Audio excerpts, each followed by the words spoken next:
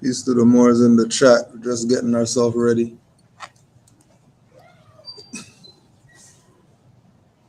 Get this camera.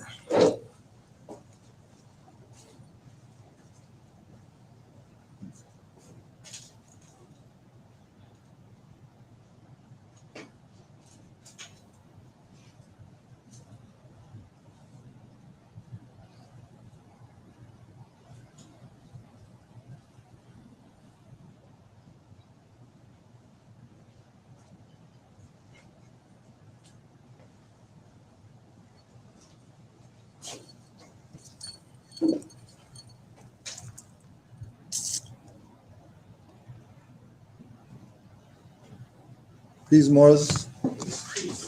We're out here. Let's just rise and get our rituals out the way.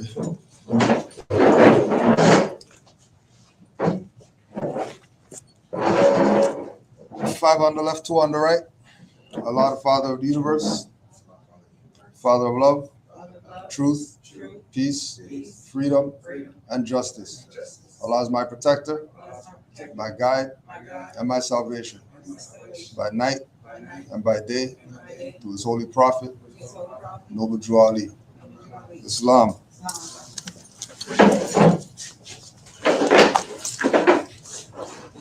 Prophet warns all Muslims, governors, ordered to read proclamation at each meeting.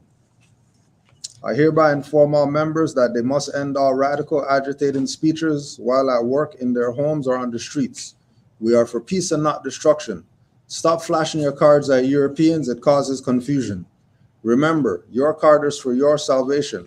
Failure to obey these orders will be of severe consequence. We are for love, truth, peace, freedom, and when these principles are violated, justice must then take its course. Any member or group of members who hold malicious feelings toward the temple or the prophet, or violate the divine covenant of the Moorish movement, will receive their reward from Allah for their unjust deeds. All true Moors will and must obey the law as laid down to them by their prophet. If they lose confidence in their prophet, they should turn in their card and button, cease wearing their turban and fez, and return to the state where I, the prophet, found you. This is a holy and divine movement founded by the Prophet Noble Drew Ali. And if the prophet is not right, the temple is not right. The prophet, therefore, is sending out a divine plea to all Moorish Americans that they do their part in protecting their prophet and the temple. This is an everlasting movement founded by the prophet through the will of Allah to redeem his people from their sinful ways. Noble Drew Ali. To be proclaimed at every meeting. Islam. I am glad to know that I have a few faithful Moors among you all, and I desire for them to know the truth and the divine truth. There is a host of jealousy about me and the movement now by the same people of our side of the nation that claim that I was only a joke and unreal. But now, since they have found out from the government officials and the nations of the earth that this is the only sole foundation that all Asiatics must depend upon for their earthly salvation as American citizens, they are working every scheme that they can to disqualify me so they may take charge of the situation. I have notified all these things to you long ago in the past. It is through the faithful Moors that attribute to the movement and uplifting funds. The ones that paid their divine respect to me and the movement will be remembered. That is why I am calling upon all faithful Moors to increase their faithfulness to me, your prophet, and your divine Moorish movement. I need finance, and I need it badly. Never before have I needed finance so badly as I do at present, so I can shove aside the discord that is facing the nation. It all comes through jealousy because of my fame and nobility. The nations of the world will not recognize the movement without I, the prophet, being head. It has been proven by my works, which I have performed in the past few years. Prophet Noble Drew Ali. To the members of the Moorish Science Temple of America. Islam. This is the instructions from your Prophet Noble Drew Ali. Be faithful unto your forefathers' divine and national creed, that you will be blessed for your good deeds that you sow in the flesh. Allah is the one that judges the world, and his judgment is now on, but the weak can comprehend it not. The end of time is drawing near, so says Allah to his divine prophet, I, Noble Drew Ali. And that's why many hearts have been turned to stone. Many have eyes to see but cannot see, ears to hear but cannot hear, lest they would be confounded of their sins. These are trying hours now, dear Moors, and every evil spirit is moving. and they are trying every weak mind to overthrow and drag out the true foundation that has been laid, and to cause confusion in the minds of the ones that do believe. But if you have the true love of Allah and the spirit of your forefathers, you fear not what you hear or see, but would sacrifice your utmost. You would sacrifice the utmost of your very life to protect your movement and your profit. Watch your enemies, dear Moors. Your enemies are the ones that speak against your prophet and ridicule him to the very lowest, and the ones that speak against your divine and national principles of your temples. Act accordingly, and Allah would bless you for your good work. Peace, your divine prophet, Noble Juali. Islam. So we're out here. We're here. Honors to the Moor for making the space available for us to be able to meet up. And honors to you, Morris, for being here as well. Oh, I don't think I put this damn camera up.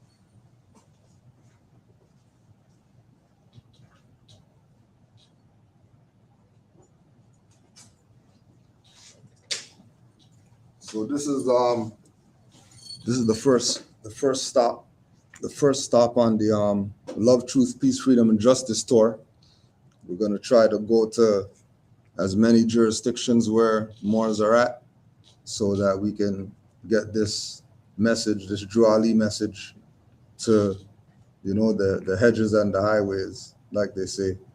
We're gonna be doing a lot of Holy Quran throughout this lecture series, because a lot of the message that Juali presented is in that amongst the other literature, and it's really about giving him his due, making sure that the work that he put out gets put out there, so that people can't say he didn't do what he was supposed to do, along the lines of the 5 principles, the motto of us uplifting fallen humanity, recognizing that first principle is an integral part of what it is that we're supposed to be doing.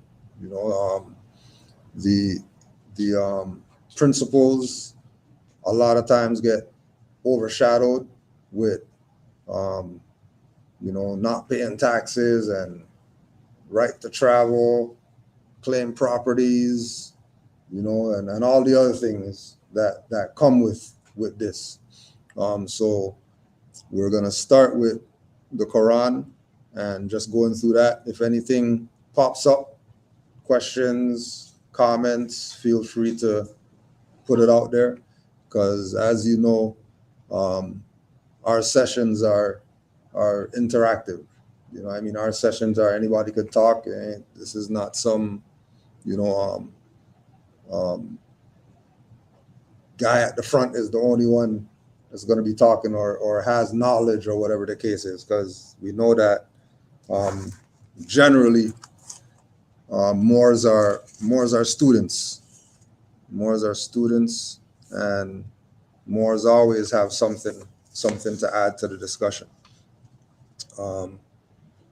So we're going to start off with let's say page 3, or the intro to the Quran. Know thyself and thy father God Allah. The genealogy of Jesus, with 18 years of the events, life works, and teachings in India, Europe, and Africa. These events occurred before he was 30 years of age. These secret lessons are for all those who love Jesus and desire to know about his works and teachings. Dear readers, do not falsely use these lessons. These are for good, peace, and happiness for all those that love Jesus. So in the intro, we have love mentioned there 2 times relative to Jesus. Peace more. Right? 2 times relative to Jesus, we have that honorable mention, right? When we talk about love Jesus, and we recognize the personage, the individual. You know, we know that the man, as far as that individual, was about love. We know that in his message it was about love. So when we look at Noble Drew Ali and we look at Yahshua, aka Jesus, that's a reflection of each of us, that we have to be embodying these things in order for us to carry on this message.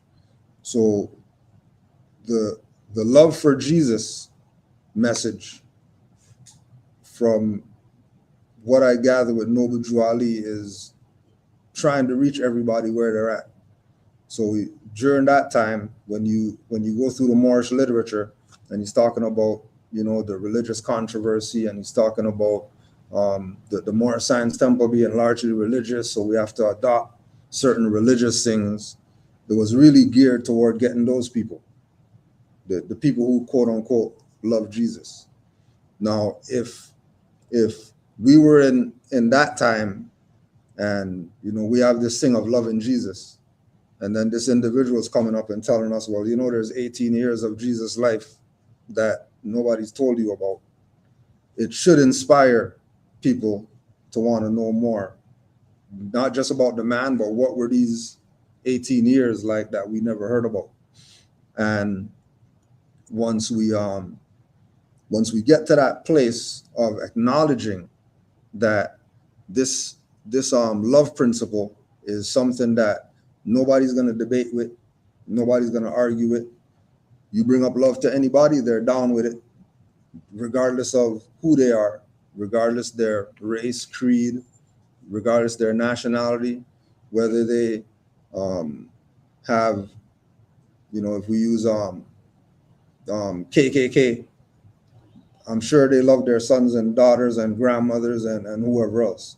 So it can't be that they're that bad if they can recognize love. I'm sure the Nazis love themselves, even though they might show hatred for other people. So and again, Drew Ali said that this is a divine and national movement, and we know that love is something divine. So when we look at the divine of this movement, all these principles fall on that side of the divine. They also fall on the side of the national. As we evolve in this information, we have to be the living representation of Muhammad, Buddha, Confucius, Jesus, Noble Drew Ali, and anybody else that's living by a certain standard, right? And the standard that would get us out of a lot of the stuff that we're in, the standard that would solve all of our problems, is looking at things with love as in the forefront. Everything that we do is based on love. If it's a message that we're giving to somebody, if it's literature we're giving to somebody, you know, guy on the street corner asking for change, you assist them with something. All that is us embodying these principles. So as we go through the Holy Quran, and this was last night, just going through the literature, and it's a great thing too that when we go through the Quran, that we always see there's always something to learn. This is not a one-time read, put it down. The amount of times that Quran got read, to even just last night going through some pages for today, new stuff popping up. You know what I mean? So we know that Drew Ali was a mastermind in what he was doing, and the presentation that he gave us with regard to the principles and love being first. And anytime he said the principles, they were always in that order. He never switched the order of it or whatever like that. Shows the importance of that initial principle being there. Any questions or comments so far?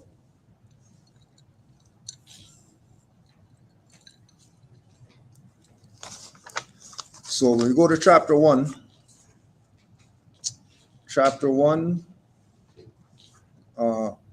heart. Now let every creature hear. This plane of the soul is but the ether of the spirit plane vibrating not so fast.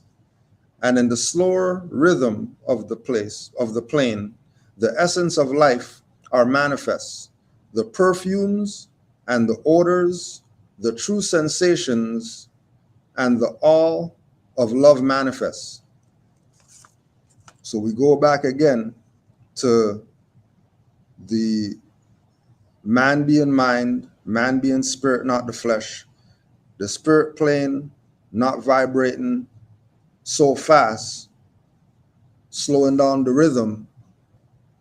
The combination of all these things happening is the love energy amongst all these things. So if we're going from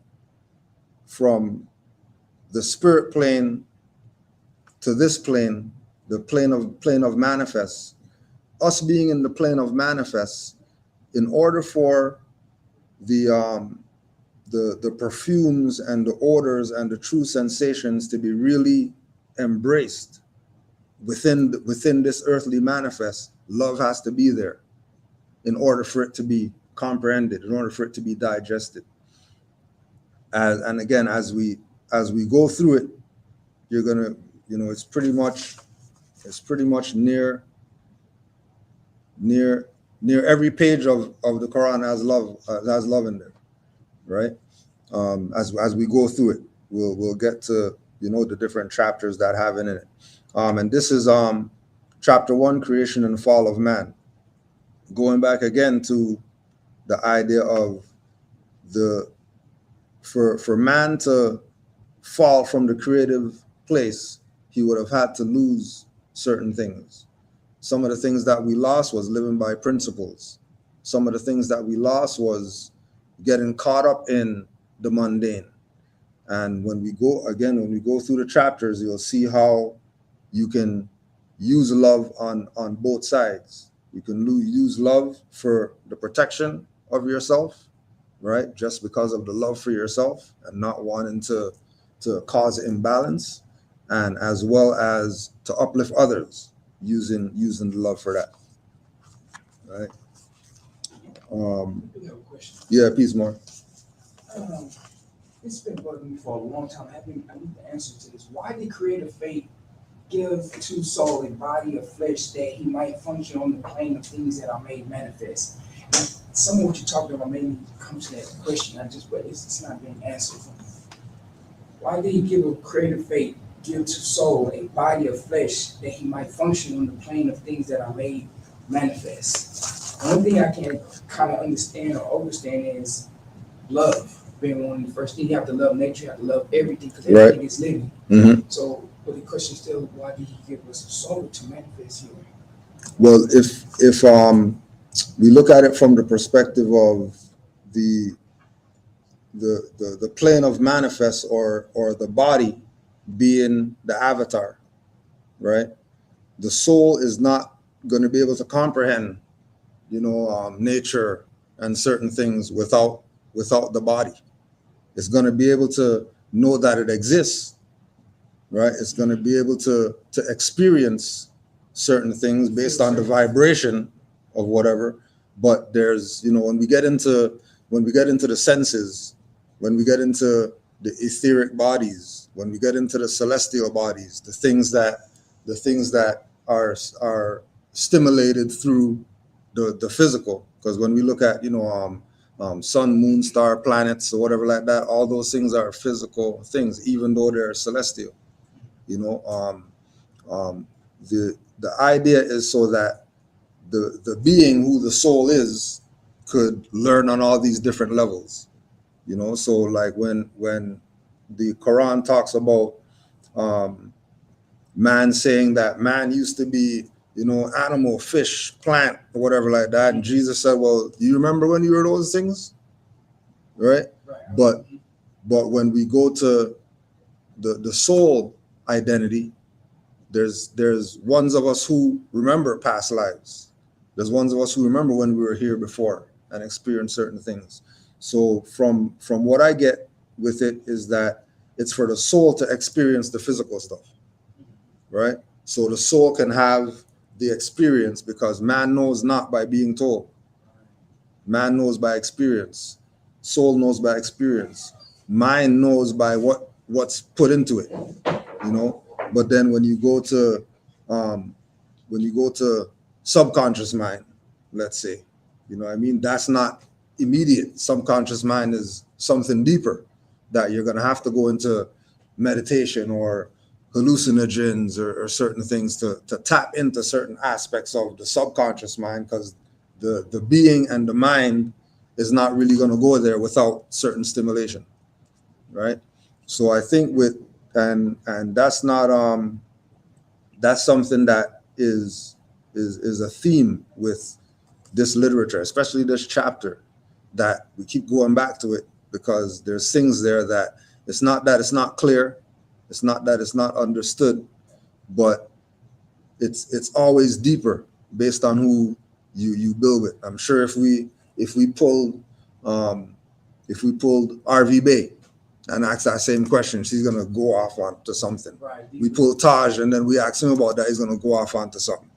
You know, we go into, you know, go to the metaphysical teachers. You ask Bobby Hemmett or somebody, Delbert Blair or somebody, that same line, they're gonna go off into something, a deeper idea of it.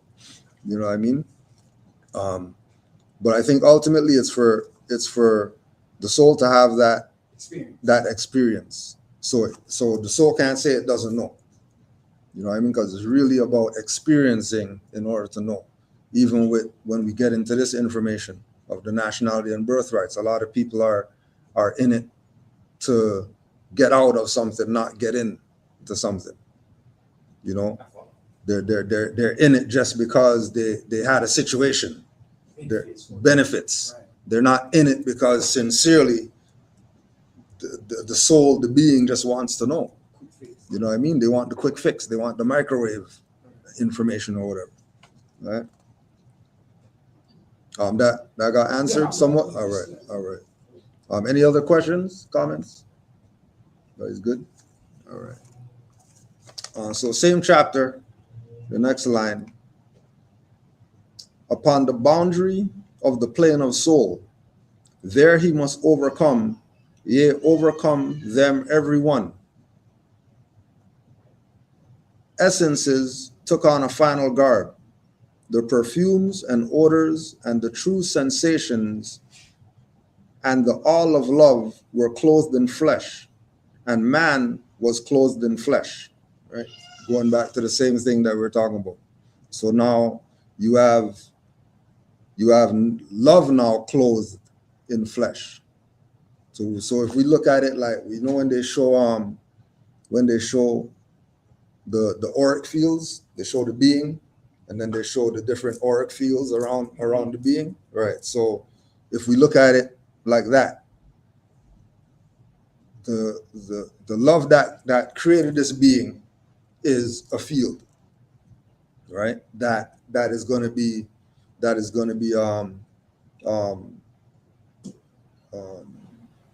worked on as the being evolves. We know majority of our people that the family structure is messed up, right? Being on the earth plane, and then you look back at family, dad didn't like mom didn't like dad, whatever the case is. So how this being come about? Was this just some lustful gratification and here comes this being? Or was there love there that made this being manifest? Regardless of what the circumstance was, here's this being. And now this being of love, clothed with the body, is now going to exist by experience, by going out finding love, by learning to love instead of hate, as one of the pivotal messages in the Moorish paradigm, that if we are going to make something out of this, love better be there. Love better be very aware of itself in the being, as well as in the beings that we're dealing with. right? Going back again to the upon the boundary of the plane of soul, there he must overcome every foe. Essences took on the final garb. Right? So the as much as life is great and things are good or whatever like that, you're really not going to get there unless you have some type of battles. There has to be some type of foes that we're going up against. And a shield against every foe is love. Recognizing that when they say kill them with kindness, right? That's loving the out of somebody so that they have no option to hate or want to hate or, think that they can get off with something or whatever like that. Once you show love, regardless of what they do, once we live by this principle, the frequency of that is so high that it's going to force these individuals to straighten themselves up or get right or not. It might be too much for them and they're going to have to stay where they're at. You know what I mean? But that doesn't take away from the fact that you put it out there, or you are vibrating on this frequency that they can't vibrate with. It's really about you. You know what I mean? When we go back again to the first page, it's know thyself. They ain't knowing him or knowing her or knowing whatever else. It's about knowing thyself. Once you know thyself, then the knowing of others could happen. The knowing of other things, the knowing of other experiences and existences could happen. How many times have we experienced something and it didn't really register until we embrace or, quote unquote, love the experience that we're going through? Not looking at it as, something negative happened. So, this is whatever like that. I can't believe this is happening to me. And then you get into this downward energy spiral, opposed to looking at it as well as, somebody loves me if they're teaching me this lesson. Something, some force, some power out there has love for me if they want me to learn this valuable lesson that is going to get me to the next level of my evolution. You know what I mean? And it's constant elevation once we're dealing with these principles that are vibrating on such a high frequency. So when they say Kudro cuss people out or whatever like that because of love, I hate you, that's why I'm cussing you out. It's because we love all the other people who are probably going to be played by this individual right here. So let's make them an example so that others could see, being here. You know what I mean? It's a love frequency. Why I'm here. You know what I mean? The Morris brother that I know good, we're like tight, and it was just automatic that we're gonna make it happen out here, just because it just has to be that, right? So as we go through creation and fall of man, we know that it talks to us about giving up our birthrights just to gratify the lower self, but we're going to regain the lost estate, and it's going to be in a conflict that can't be told in words.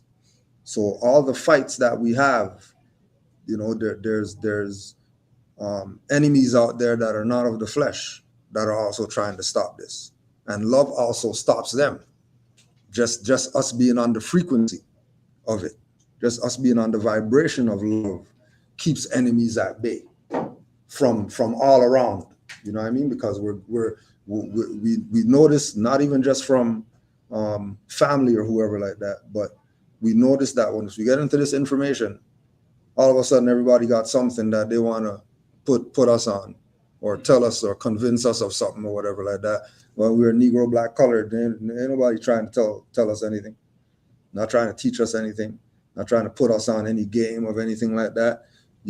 As soon as we start wearing fezzes, now everybody knows what a fez is, and they want to tell you that, you know, you can't do this, or why are you wearing that, or whatever like that. It had nothing to say with baseball hats or whatever. You know what I mean? All these things are tests for the love frequency, for us to see where we're supposed to be in on this path. And again, when, you know, skimming through, looking at truth, it's the same thing. Almost every page has this word. Like, why is this thing so prominent in the literature? Why did he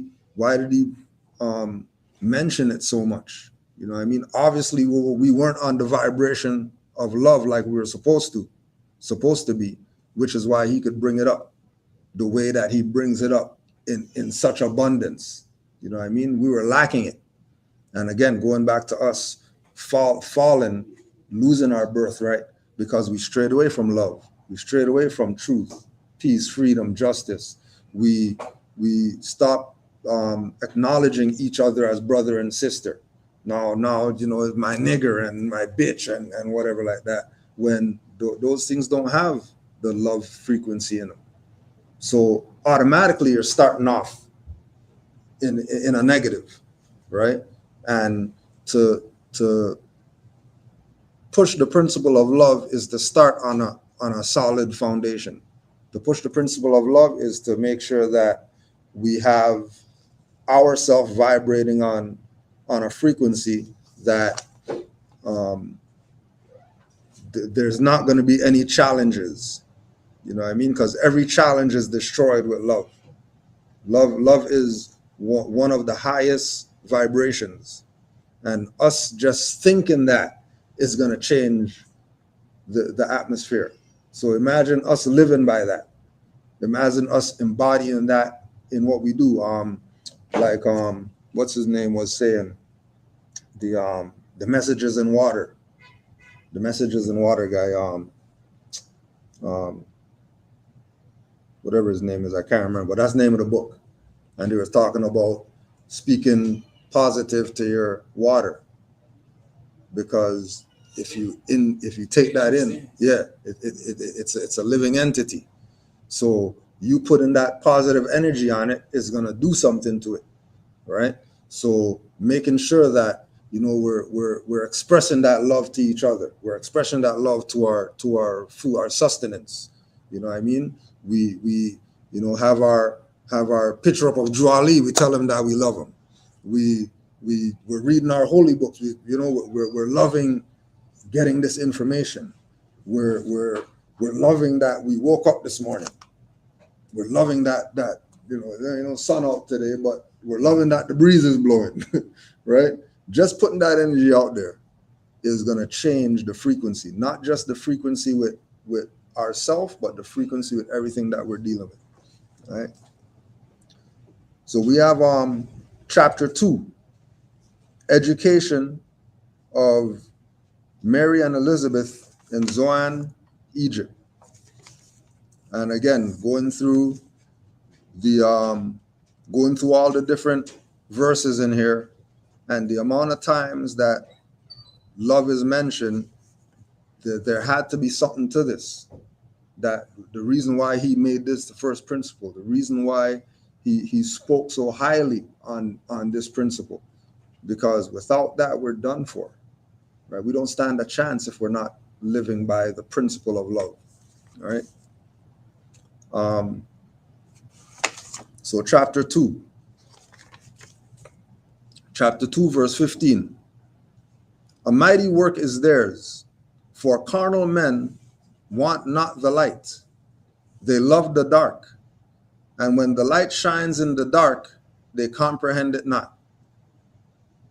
Right? A mighty work is theirs, for carnal men want not the light.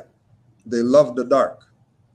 So going back again to the principle of love, and these carnal minds or these carnal men loving ignorance.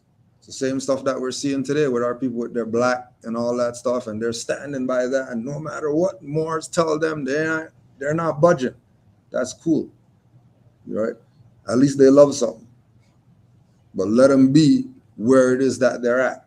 because you're not, you're not going to get them to want the light. They have to see the light and go toward it. And the only way that they're going to do that is if they love the light more than the darkness. Have to have the light. Right? Yeah. The light's already there. They just have to tap into it. But how are you going to tap into the light if you're in darkness? You know what I mean? When the light shines in the dark, they comprehend it not. Right? How dark is the being that for the light to be in the dark and they still can't see it? Right? And again, when we're looking at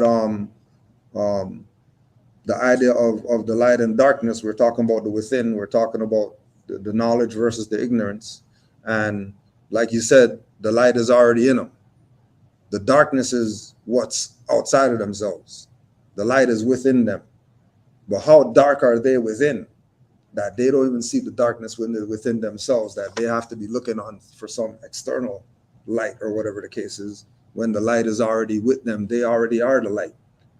Which shows the level that the level that the entities are on, to have our people in that place where they don't even see the light within themselves, that they have to seek some type of external source, just like we say with astrology and the idea of all these different moons or whatever like that, and then people are going outside and whatever like that when they should be going within. The external representation is not where it's at. It's really about the internal representation, the internal representation of the light. The what are you doing with that full moon energy? Not that the moon's full, or that, oh yeah, this is the first whatever moon in 50,000 years, so everybody's running outside to go get the binoculars to go look at moons. No, look within. If you really want to get the power of that energy, that frequency that's there, right? Any comments or questions? Good. I have one general question. Sure. When you're talking about this, you said he. Who is he? When you said his main principle is love. Oh, Noble Drew Ali. Okay. Yeah, Noble Drew Ali. Verse 17. And you must teach your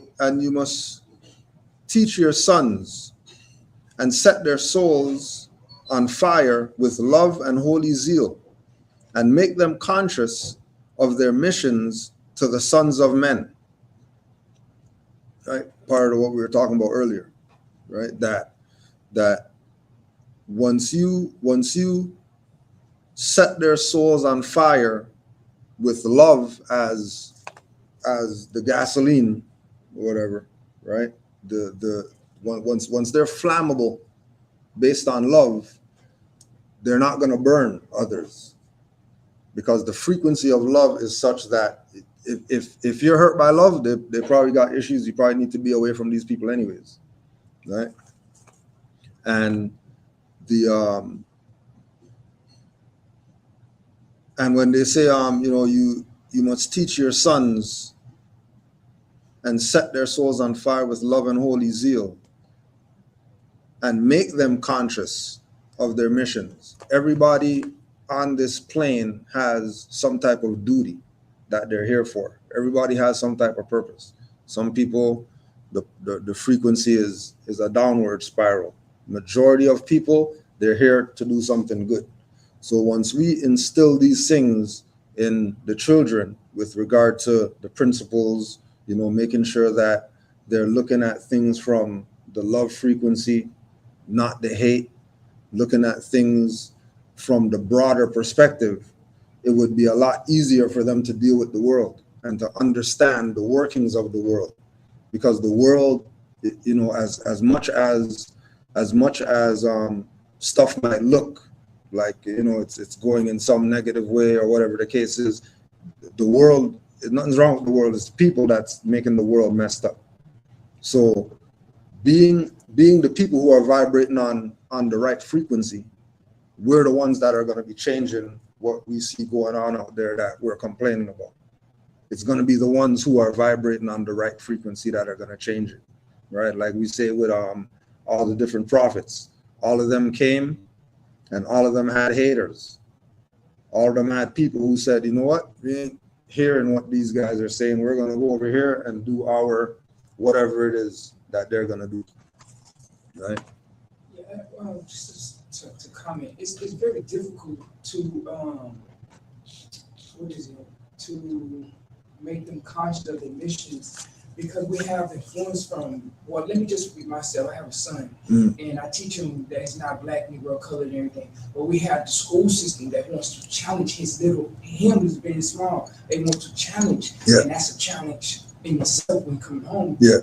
Not debate me, but yeah, the school I learned this. The school said, right. You know what I mean? So that in itself is a challenge, keeping him conscious when you have the negative vibrations trying to have him vibrate on that same level, because they don't want him to let them know that, hey, because I let them know, if somebody call you black, let them know that you're not black. Right. I don't care what they tell you. Yeah. You know what I mean? You're not black. Do you look black? You know, sir, and everything. Right.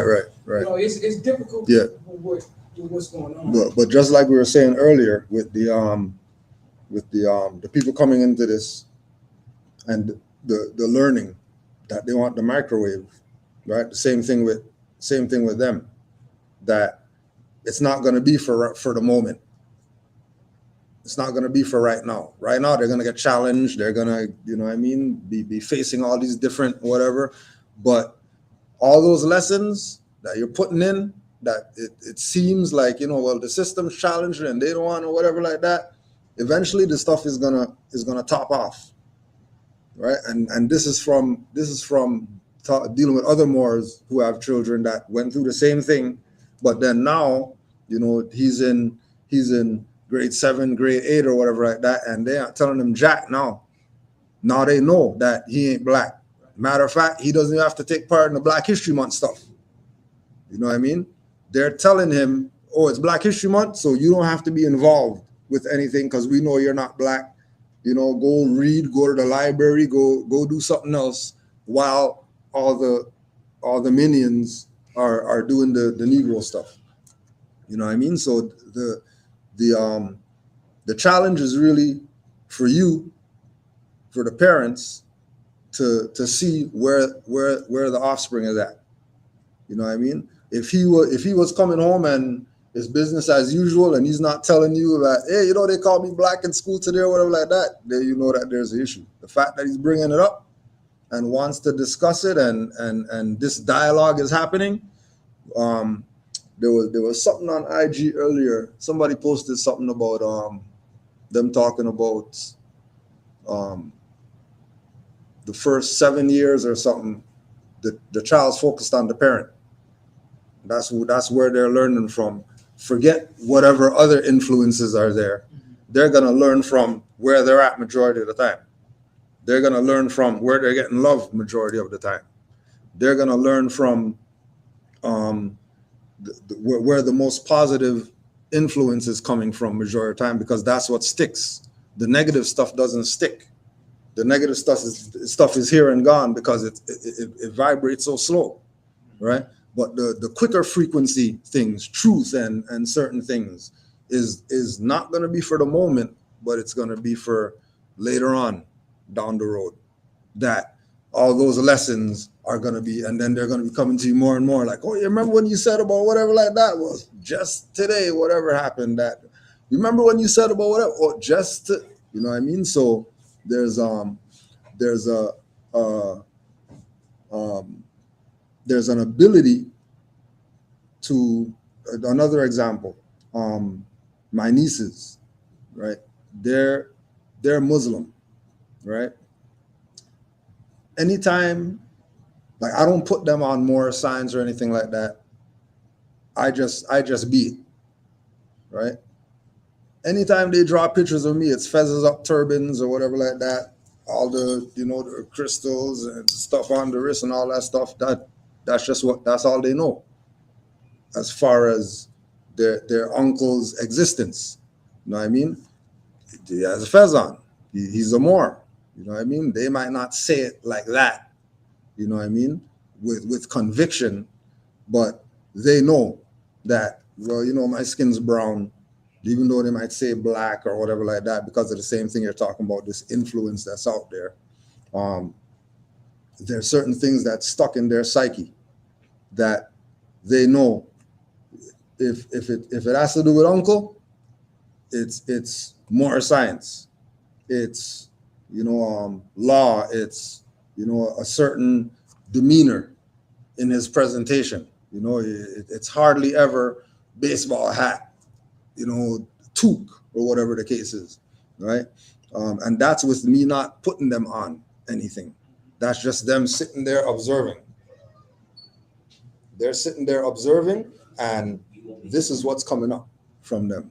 You know what I mean? So when you get those challenges, another thing too is the parents being one and the same with regard to the information as well.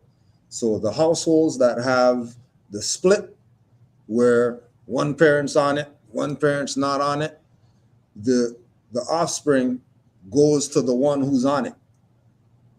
That's the one who they're gonna vibrate with. The ones where it's unified, then there's no discrepancy. Either parent they go to, they're gonna get the same thing regardless. You know what I mean? But know that it's a benefit when they come to you and bring certain things. Whether it's pro Moorish history law, whether it's negative, that the fact that they're presenting it, you know what I mean? Because majority of the societal influence is telling them, nah, don't talk about stuff, and keep stuff quiet, and if something happens to you, don't deal with it. When they should be dealing with everything, no matter what it is. No matter how advanced we think that the subject matter is, young minds are able to deal with it. We might think that they ain't ready for it or whatever like that, but especially in this time, with all these gadgets and all this type of stuff, and you give a 6-month-old iPad and they're gonna go on there pulling up stuff on YouTube and all this, obviously their mind is somewhere else that ours wasn't. You know what I mean? Not positive or negative. They're just in a different time zone than we were. So look at it as a evolution of the species. That the young in this, like Drew Ali said, in this electrifying age, men are racing towards things that they don't even know what they're racing toward. We could be the ones to, no, don't worry, go race. Just make sure you're not racing into traffic. Just make sure you're not racing into, some forest. Make sure you're racing on the track. Make sure you're racing where you're not gonna fall in a hole, break your ankle or whatever the case is. You know what I mean? We just gear them, and you gear them, and they'll do what it is that they're supposed to do. And again, once you're looking at it from that perspective, then you're embodying that same love principle. You're embodying that same love ideal that we're supposed to be doing anyways. Just because we know that we're Moors, we know about the truth about our nationality and birthrights, it's gonna allow them, the young, to have a greater experience with this than we had. Going back again to a few Moors who, prior to this information, school was just school. They go there, they come home, it is what it is. Now they're on this information. Now they got teachers, feeling challenged. Teachers like, well, I really don't know how to answer your question or whatever. I'm gonna get back to you on that. You know, just because they have the information that or pertinent information that we didn't have, and they're expressing it. And the other part of it is that all these people in all these institutions, they already know what's up. They already went to whatever school and all that stuff to know certain things. It's just that it's not to be taught in those institutions, but they were taught it themselves. So when they present certain things, like we're saying with Black History Month, or somebody called me black, or there was another video with two sisters. One sister got bullied or whatever like that, and the mom is trying to spread a lesson. Well, you know, bullying's not right. You know, somebody called you ugly, they shouldn't do that. That's wrong or whatever. And the other sister's like, yo, who these people at? What's their name? Tell me their name right now. No, you can't do that. Why are you doing that or whatever like that? Tell me their name. I want to know what their name is. Who are these people that bullied my sister? Right? That's love right there. That's not bullying. You know what I mean? That's protecting your own. You know, that's assisting fallen humanity. You know, it might not be the presentation might not be, because you know it's a child. You know what I mean? But for them to know that, well, look, you know, that's what I was back in the day. You know what I mean? My sister couldn't come to me back in the day. Oh yeah, this girl or whatever did whatever to me at school, and then as big brother, you're not gonna do something? Even just go there and just go look at somebody, like, yo, who's that one over there pointing? They're looking at you pointing or whatever like that. Immediately all the stuff stops. You know? Peace, brother Hassan. You had a question, comment? Absolutely. So the love frequency that we own is by our trained eye in this room. We have a trained eye to understand it, Mm-hmm. right? Mm-hmm. Dealing with regular people, they don't. They don't have that trained eye or that trained ear to understand what frequencies you're on and operating. So dealing with those people on a daily basis is challenging. Yeah. How do you continuously like operate or encompass that with somebody that's giving you resistance on what you got to operate daily? Like if I'm co-parenting with a mobile, if she don't understand the frequency I'm operating, I'm getting resistance. Right. I got to continuously operate in that. Yeah. So you said that's the smaller picture. If I see the bigger picture and they don't, how do I continuously keep giving that love frequency to a person that's not understanding because they have an untrained eye? I was once undereducated as well, so yeah. I could get it, but how do we continue to push that influence? I think a lot of it is just being able to, first of all, using discernment, knowing who you're dealing with. Where are they at on the? Because you know, one thing with us is that, being that we're on a certain vibration, we already know, you know, as far as the environment, you know, we know where to go, where not to go, who to approach, who not to approach, whatever. So in dealing with individuals that are not where we're at, the idea of meet them where they're at is not you going down to their level, but tuning the dial down, turn the volume down, dealing with them on 1 instead of 10. You know what I mean? Because they're not gonna vibrate with it if you go at them, you know, how you deal with another more, for example. You know what I mean? So and then the concept of repetition, that, you know, you give them, you know, a crumb, and eventually they'll turn around. If they don't turn around, at least you know you didn't put your all into it and then they didn't take it. You know what I mean? At least you know that you gave them a little bit, and if it ain't for them, then it's not for them. Cognitive dissonance is real. Yeah, yeah. It's real. Yeah. Especially amongst our people, you know, because over the years you learn that it's not, you know, to back and forth with them and all that, and try to convince them of something. Don't even waste your time. Don't waste your time. They're where they are, and to meet them where they're at is to just dial down a little bit, instead of flooding them with it, trickle them with it instead. That's what I learned to do. Yeah. Just like you said, just crumb here. Yeah. My spouse, she doesn't want to give. It doesn't matter if it's the truth or not. She don't want it. She's blissfully happy living in right. So, but what I do, I just give crumbs here. When a certain situation comes when she wants to talk to me, I use that as boom, I can hit it with some more. Yeah. You know, so when she go back, okay. So next time you come to me, I can go forward with something totally different because now I know you understand what I just hit you with. You know what I mean? Give an example. Like you said, with the quick fix, with the taxes thing. Every time, they take this out, Listen, let me give you something to read real quick so you can have an understanding what taxes is. Mhm. So you can go to them and ask questions. She don't want to ask questions. Right. So I can't help you if you don't want to ask questions. So what I do, like, is just give them crumbs and then just let her be. Yeah. You know? And then you're gonna realize that, whatever the length of time is of you giving them these crumbs, you're gonna hear certain things. You know what I mean? One of the Moors had an example of I think somebody said something with regard to driving or something, and the Moabite was it, oh no, you're a traveler or whatever like that. And I look at her like, hey, what do you know about traveling?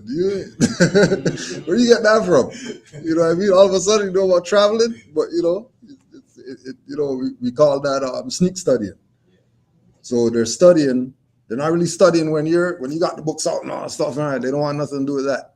But you talking, you live in a certain way, you whatever like that. They're picking up all these little things, and then they're picking them up, and then they got in their own little bag, and they're okay. Well, this could work.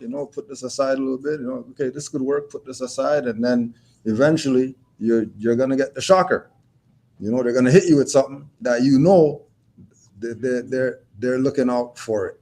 I mean, even if it's not on the level that we want it to be, at least, it's just like with my nieces. I mean, I would like them to be saying they're Moors and all this stuff like that, but if they could draw a picture of me and have fez on every time, I'll live with that as they're getting the message.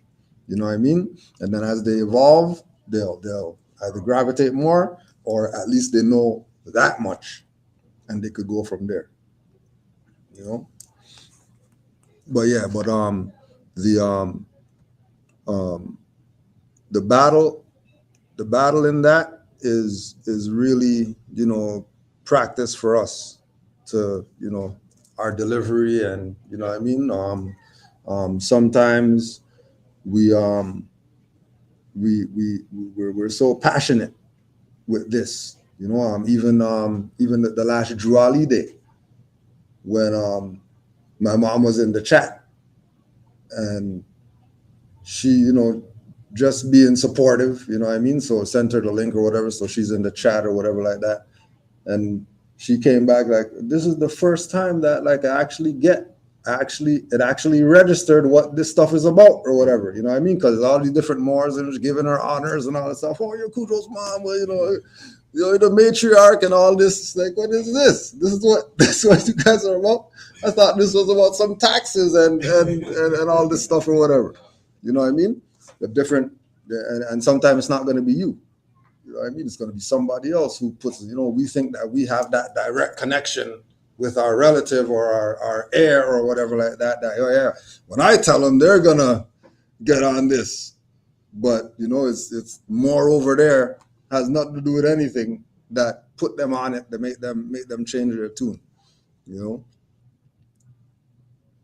Any other comments or questions?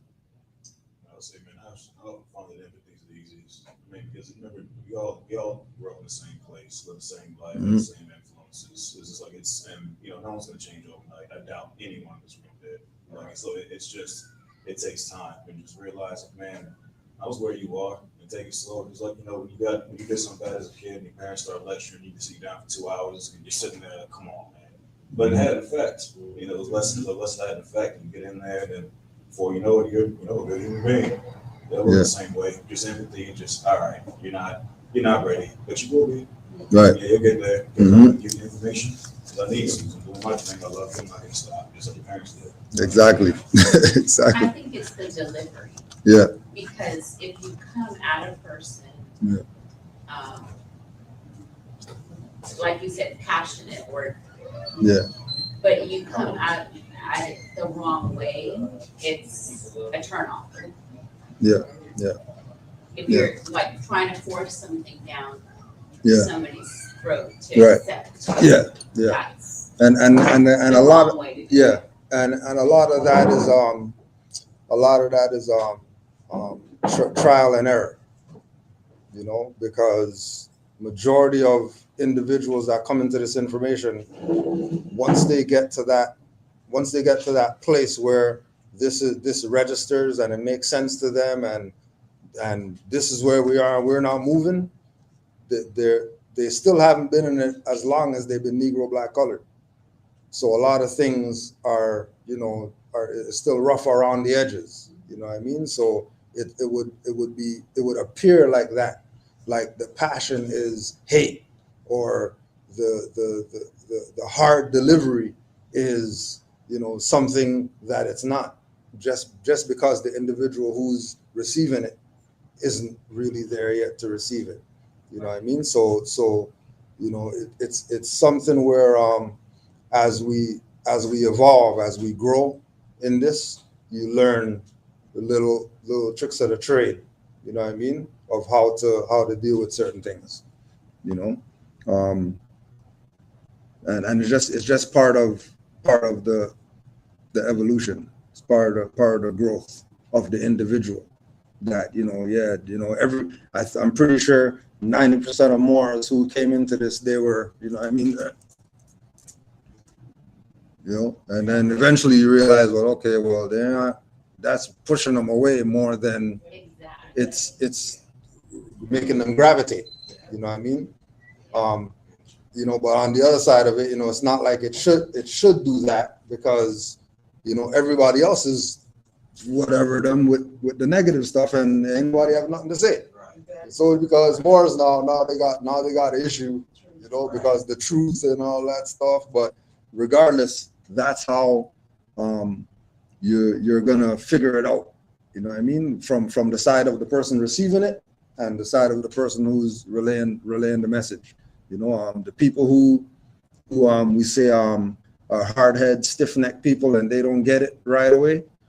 By the time they get it, they'll say, oh, when you were doing that passion stuff, now I get why you were beating it into me like that, or whatever like that. Now I understand why, and then you make the relationship that, okay, it's passion, it's truth, it's certain things that is a frequency that allowed me to slow down, stop, digest what's being said, do your own research, and then come to a realization of what this is, and that, as hard as they were talking to me or whatever, they didn't really mean it as being mean.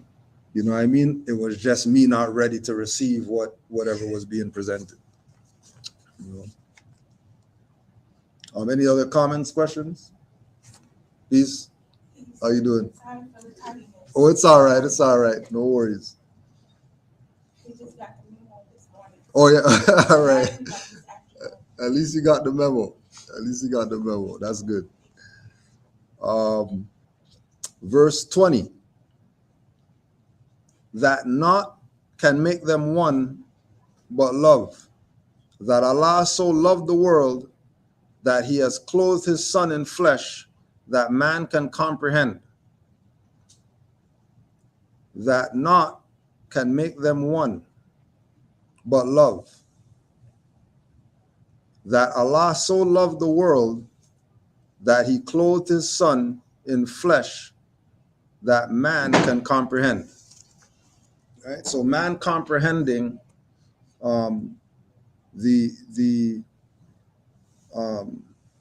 lessons of all the different prophets is due to whatever name you want to call the supreme being, that individual being the thought of love of the Most High. so that man can know how much the higher force, God, Allah, whatever, loves them. Can you use those interchangeably? You use what in it? Like, some people say higher being, some people Yeah, say oh, God, exactly, some yeah. people say Allah. Yeah. Is they're right or wrong? Yeah, it's no matter what religion it is, it's one supreme being. The names are, the names are based on, the individuals, right? Just like just like the prophets, all these different prophets, but then when you go check the lessons, all the prophets saying the same thing. Message is the same. We could have Buddha's lessons, and it's going to be the same thing as Muhammad's lessons, and the same thing as people or prophets before them's lessons, because like the saying goes, truth doesn't change or pass away. Truth is what it is. You're not going to do anything to make truth not be truth. It's just, are you willing to accept it or not? So with regard to the question, the acceptance is that, oh, well, then we could be any religion. If all the gods are one, then there should be no wars on the planet. There should be no disagreements with anybody. Everybody should be in harmony. Everybody should be kumbaya, and there's no issues, But there's issues. So there's something going on that's creating these issues, right? Islam, right?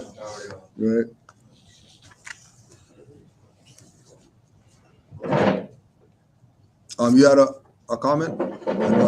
Yeah, you more. No, you're good. All right, okay. I thought I heard you say so.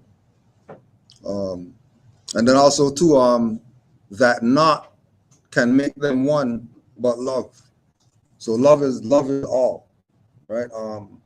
Even the reggae artist Sizzla has a song, "Love Is All."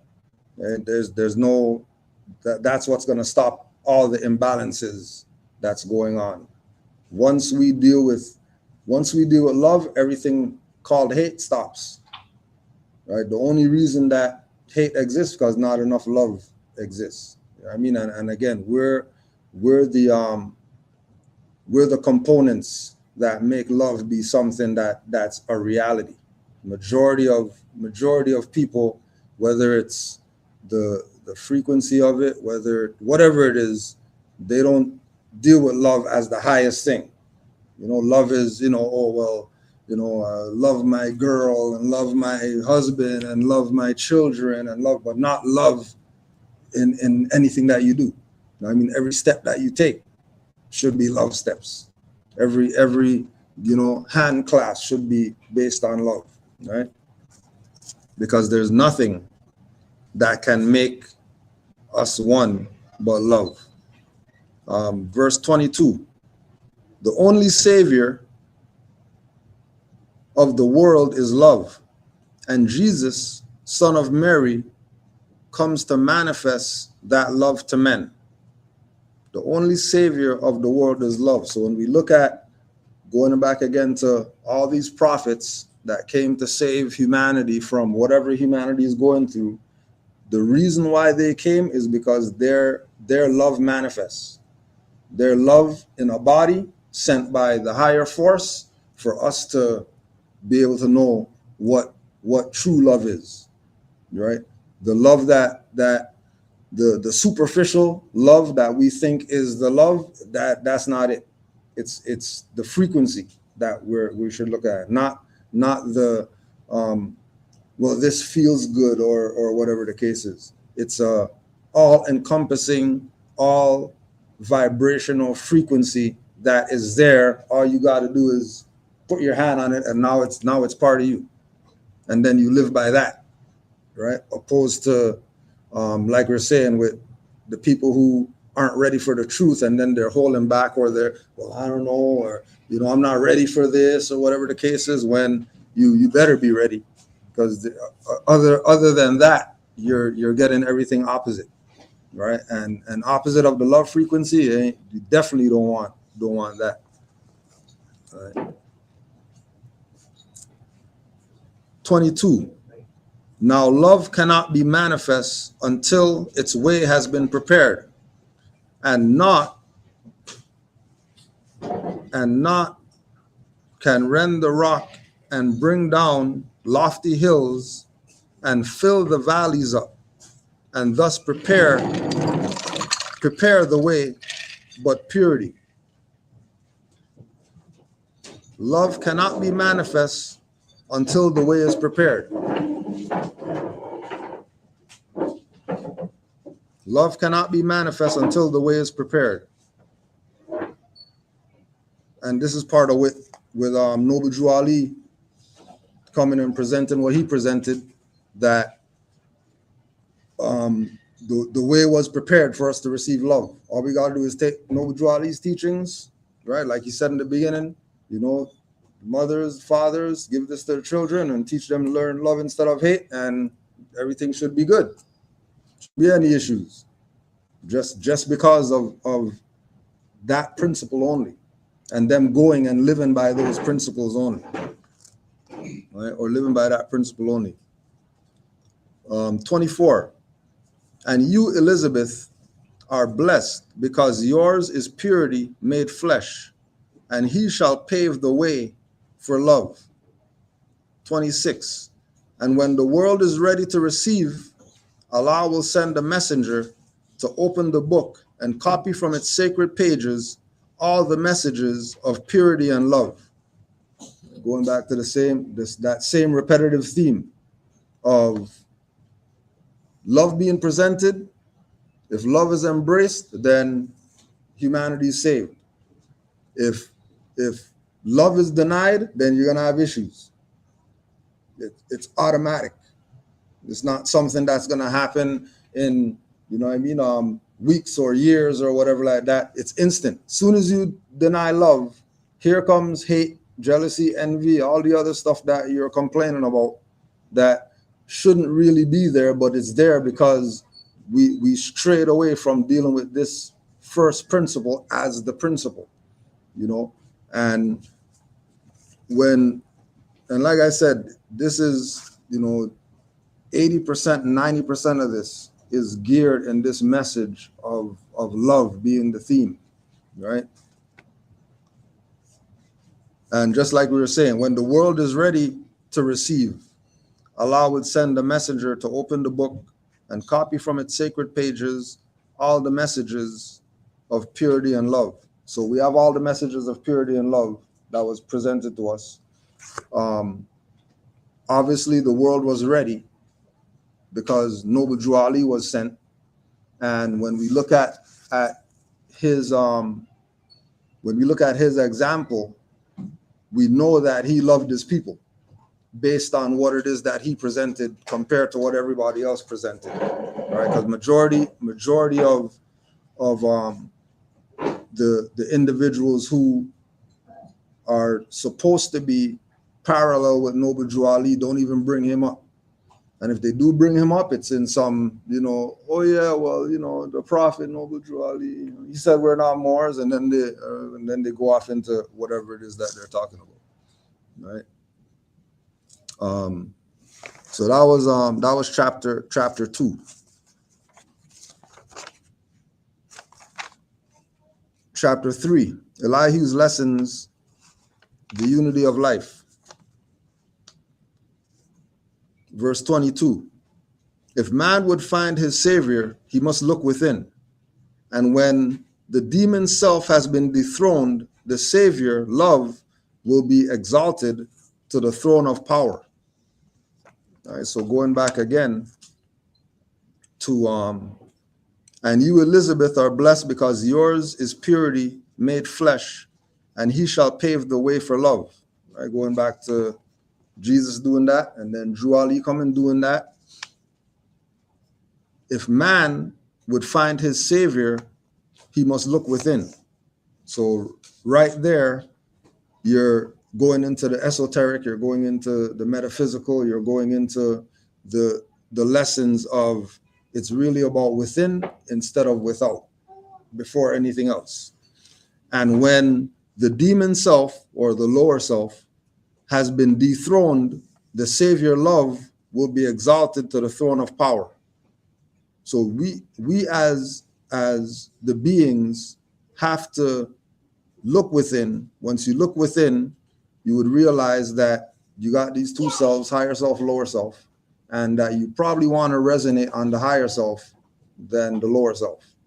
Once you start resonating on the higher self, the lower self is going to be dethroned, right? Again, it's automatic. Soon as you put that frequency of love there, you're automatically going to realize that you haven't been living on the principle of love, right? Especially when we look at ourselves, before more science and then coming into more science. We know that the lives that we lived before this, they might have been wholesome, but they were still lacking. There were still things that weren't there, right? Getting into this side of the information now we see that, well, there's nothing lacking except info, right? Because we wouldn't be here if we weren't supposed to be in this frequency. Like Drew Ali said, those with me 2,000 years ago, those are the same ones with me today, right? And then if we bring that to our time, those who are with Noble Drew Ali today were the same ones that were in the convention pictures and all that stuff that are in 2023 now, right? Which again would mean that we looked within, we found the Savior. Based on us finding the Savior, now we become that frequency of love that's spreading the quote unquote holy gospel to the sons of man, so that they too can learn the truth about their nationality, their birthrights, who it is that they are. And like we were saying, everybody, some people not going to take it. That's all right if they don't want it. That's for them to not want it. They can't say we didn't give it to them, right? They can't say, well, the Moors left me out. No, we've been telling you what's up. It's not accepting it is what the problem is. And then the other side of it is all these people speaking this thing of love, love, love, love, speaking it, but then it's not in their actions, which again takes away from the fact that you're really not about love if your actions are. You could say it all you want, you know what I mean? No different than the relationship thing is, oh yeah, I love you and all this stuff, and then you're getting slapped around or whatever like that. Obviously it's not love, obviously, you know what I mean? And then again, you want to find your Savior, look within, you say, well, maybe I shouldn't be getting slapped around or whatever like that. Maybe it's time for me to leave this thing because it's not serving me, right? Any comments, questions? That's good. All right. Chapter 4. Death and burial of Elizabeth, Matheno's lessons, the ministry of death. Verse 14. Men need a pattern for their lives. They love to follow, not to lead. I go again with the love message being on the other side, right? Just like we say, people who love the darkness, right? Men love to follow, not lead. If men love to lead, then we would be way further ahead than we are right now. But our people are in this wet concrete or something like that, where they don't want to be the leader, right? The amount of Moors who are studious and studying and whatever like that, there's no need for 5 or 8 or whatever master teachers, because everybody who's studying this is that. It might not be accepted as that's what it is, but I'm of the mindset that once you get over the hump that you're not Negro, black, colored, and you're secure in that you're not that, then you're good to start putting some people on this info. You know what I mean? That's loving to lead.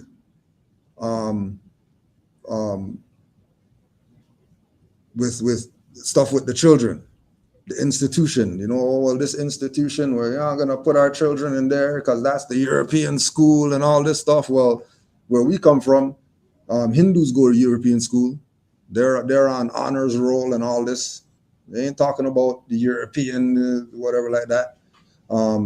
Sri Lankans, Pakistani, any Asians or whatever like that, they're on honor roll. They're getting, they're valedictorian and all this or whatever like that. They're not complaining about the European is teaching them wrong and they can't go to that school because the European, they're not doing none of that. They're going in there, mastering it, and leaving with their little paper, and now they're taking whatever it is that they learned back to their nation, and then they're helping build their nation up, right?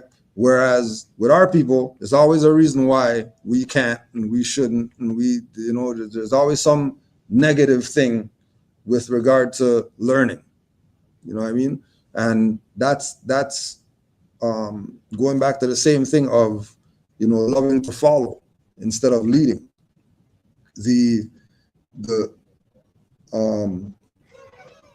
When the leaders are or when the children are groomed properly, they're going to be leaders. It's going to be automatic that they're going to lead. But if all they see is following, then leading it's not going to be part of their DNA, right? They have to be groomed that, well, eventually you're going to be in the seat that I'm in. So until you get to the place where you're in the seat that I'm in, you're going to get everything that you need so that when you get to this place, you're not behind like we were, right? So when we look at, when we came into this information, majority of us didn't get this out the womb, right? But if we see, Fez right there, 5 got a Fez on, Fez back there in the cradle, is in the meeting. And then there's people that, they're not even making their meetings. But then this little air is in there crying, and then, oh, you shouldn't bring the children to the meeting because they're crying, disturbing, or whatever like that. No, they're not. They're talking to the ancestors or whatever. They're talking to the spirits that are in here. That's why they're crying. That's why they're talking up or whatever the case is, right? There has to be the ability to, we were talking earlier, for them to have their own experience with this, because they're going to look at it totally different than we're looking at it, especially if, like we're saying, the time that we're living in and stuff is so quickened right now, right? They're going to probably even get it faster than we would get it. They'll probably want to even do things with it quicker than we would do with it. Like, we know there's Moors who they have, going back to the thing with the school, there's Moors who their children are so far ahead, they're getting home after hours calls from the teacher, right? Hey, today, Brother Bay, he was, 9 o'clock, they're getting calls. Right? That's not stuff that doesn't happen with Negro, black, colored, whatever. They ain't calling to tell them they did good or whatever. Even if they had a good day, they're not even calling. But there's something about this information that once it gets into the children and they're vibrating on this frequency of knowing who it is that they are, it does something. It does something. It has an effect, and it has a positive effect. So honors to the parents out there who are teaching this information to the children, letting their children know, regardless of how the pushback is, whether it's from the school, from family, whatever the case is. Don't neglect them this right to know this info, because we know what it was like when we got it, when we figured it out, and this stuff hit home, what it meant to us. We know what it was, opening the Fez box for the first time or whatever like that, wrapping the turban for the first time, seeing yourself, you know what I mean, in this new light, you know what I mean? Imagine what they're going through, experiencing that same thing, you know? It's a beautiful thing. Chapter 5. After the feast, the homeward journey, the missing Jesus, the search for him, his parents find him in the temple. He goes with them to Nazareth, symbolic meaning of the carpenter's tools. Verse 20. And then this ladder with its trinity of steps, faith, hope, and love, on it we climb up to the dome of purity of life. So we can see there's been a theme that there's certain words, vibrations, frequencies, energies, or whatever that carry love. You say love, there's only certain things that go with it. Like everything doesn't line up with love. All right. So one of the things that they're talking about here that lines up is purity. Again, right? The ladder with its trinity of steps.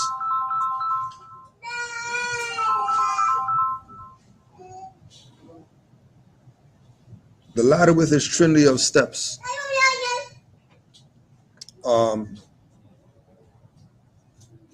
Faith, hope, and love.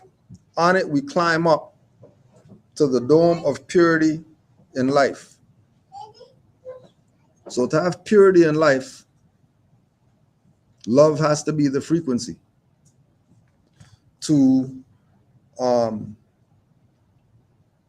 Now let's go to 21 just to give this a little bit more.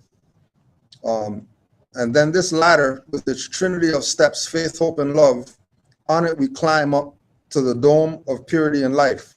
And on the 12-step ladder, we ascend until we reach the pinnacle of that which life is spent to build the temple of perfected man. So the journey, or the ability to reach deific life, starts with recognizing that everything has to be in the frequency of love. It might not be what we want. We might think,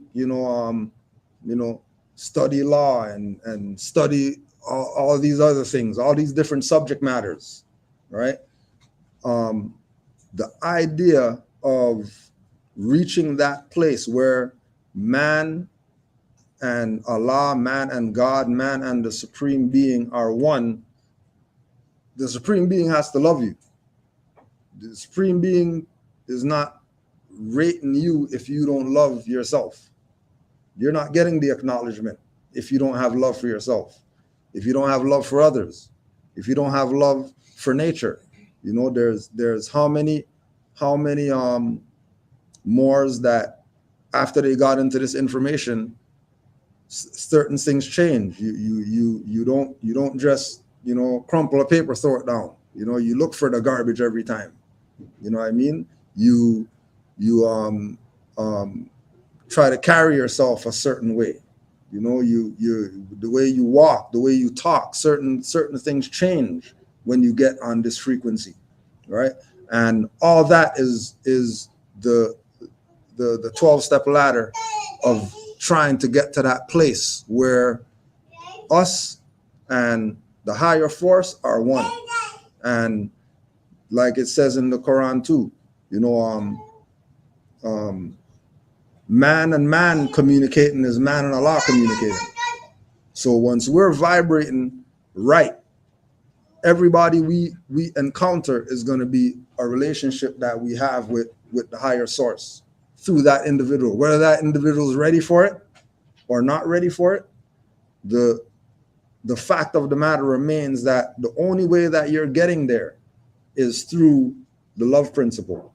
The only way that we can make it to realize, to have this realization of God and man being one, is by living by these principles, especially that love principle, and vibrating on that frequency as much as we can. And again, that on this ladder with its trinity of steps, right? So faith, hope, and love, and then that's 3 steps.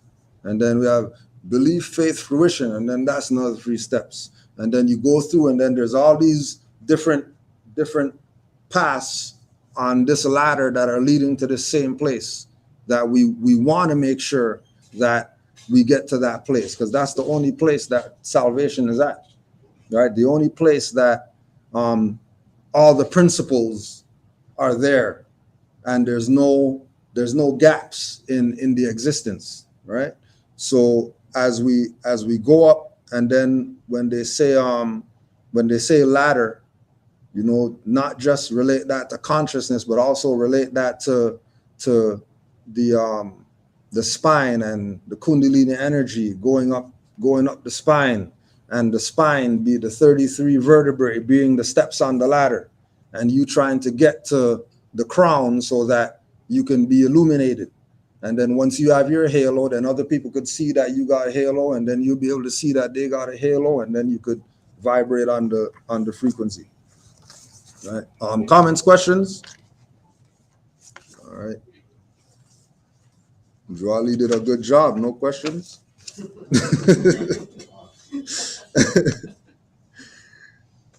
Chapter 8. Jesus reveals to the people their sinful ways. Verse 22. Make human hearts your altars, and burn your sacrifices with the fire of love. Make human hearts your altars, and burn your sacrifices with the fire of love. Right? And all this is going back into the idea of you know, the whole with it, the whole without stuff. You know what I mean? Without, oh, you gotta make sacrifices, you gotta do this, you gotta do that. Well, you know, you gotta, you know, cut the head off and then drag the blood on the altar, and then that's how you're gonna get the whatever. Or, you know, you gotta kill the pigeon to get whatever energies, because the blood has the energy of the whatever, and Shango Baptist and all these different, you know, realms of occult sciences that keep doing this external thing, that if it's occult, that means it's within. So why is this external thing happening all the time? So instead of sacrificing humans, make the heart the altar. And if you have the heart as the altar, you put your sacrifices there. Because again, when we look at, you know, when we look at the fire of love, right? Just like water, it'll thirst or quench or drown you. The fire will burn you, or it'll keep you warm. So you want to make sure that the fire of love is a raging inferno with you, right? You don't want you know, fire of love is strike of a match or something like that. We want fire of love doused in everything flammable, and the fire not going out, no matter what happens, no matter what it is that we're up against. We know without a shadow of a doubt that love flame that we have, that love vibration that we're on, is you know infernal tsunami. Anybody who engages, they're either going to be engulfed with it and they're going to have it too, or they won't be here. And that's their options. With us making the heart the altar, and keeping the flames burning constantly, making sure we're doing the things necessary so that the flames stay lit.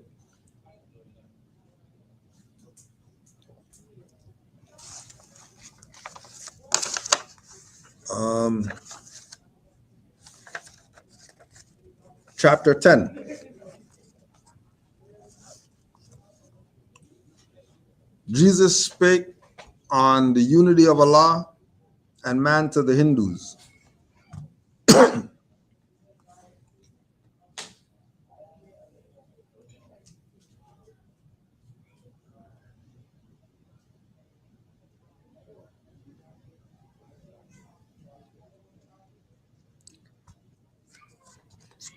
Verse 14. The universal Allah is wisdom, will, and love. And then one verse before, 13. All people worship Allah, the one, but all people see him not alike. This universal Allah is wisdom, will, and love.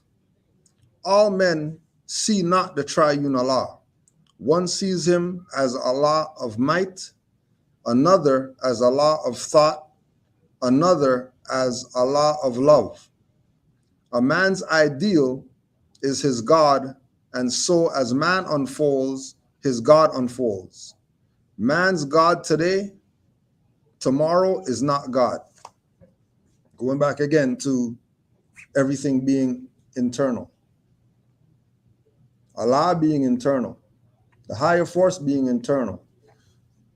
As soon as the universal Allah is not wisdom, will, and love, then we lost track of where we're supposed to be. As soon as man's God is external, then man stops unfolding, because man is supposed to be constantly moving toward him and Allah being one, or her and Allah being one. That's the motive, that we know that Allah is within, so our duty is to continue to chase after being perfected man. Not that we're perfect, not that we have no flaws or whatever like that, but the fact that you're working on your flaws, you're moving toward perfection. The fact that we're learning from our mistakes, we're moving toward perfection, right?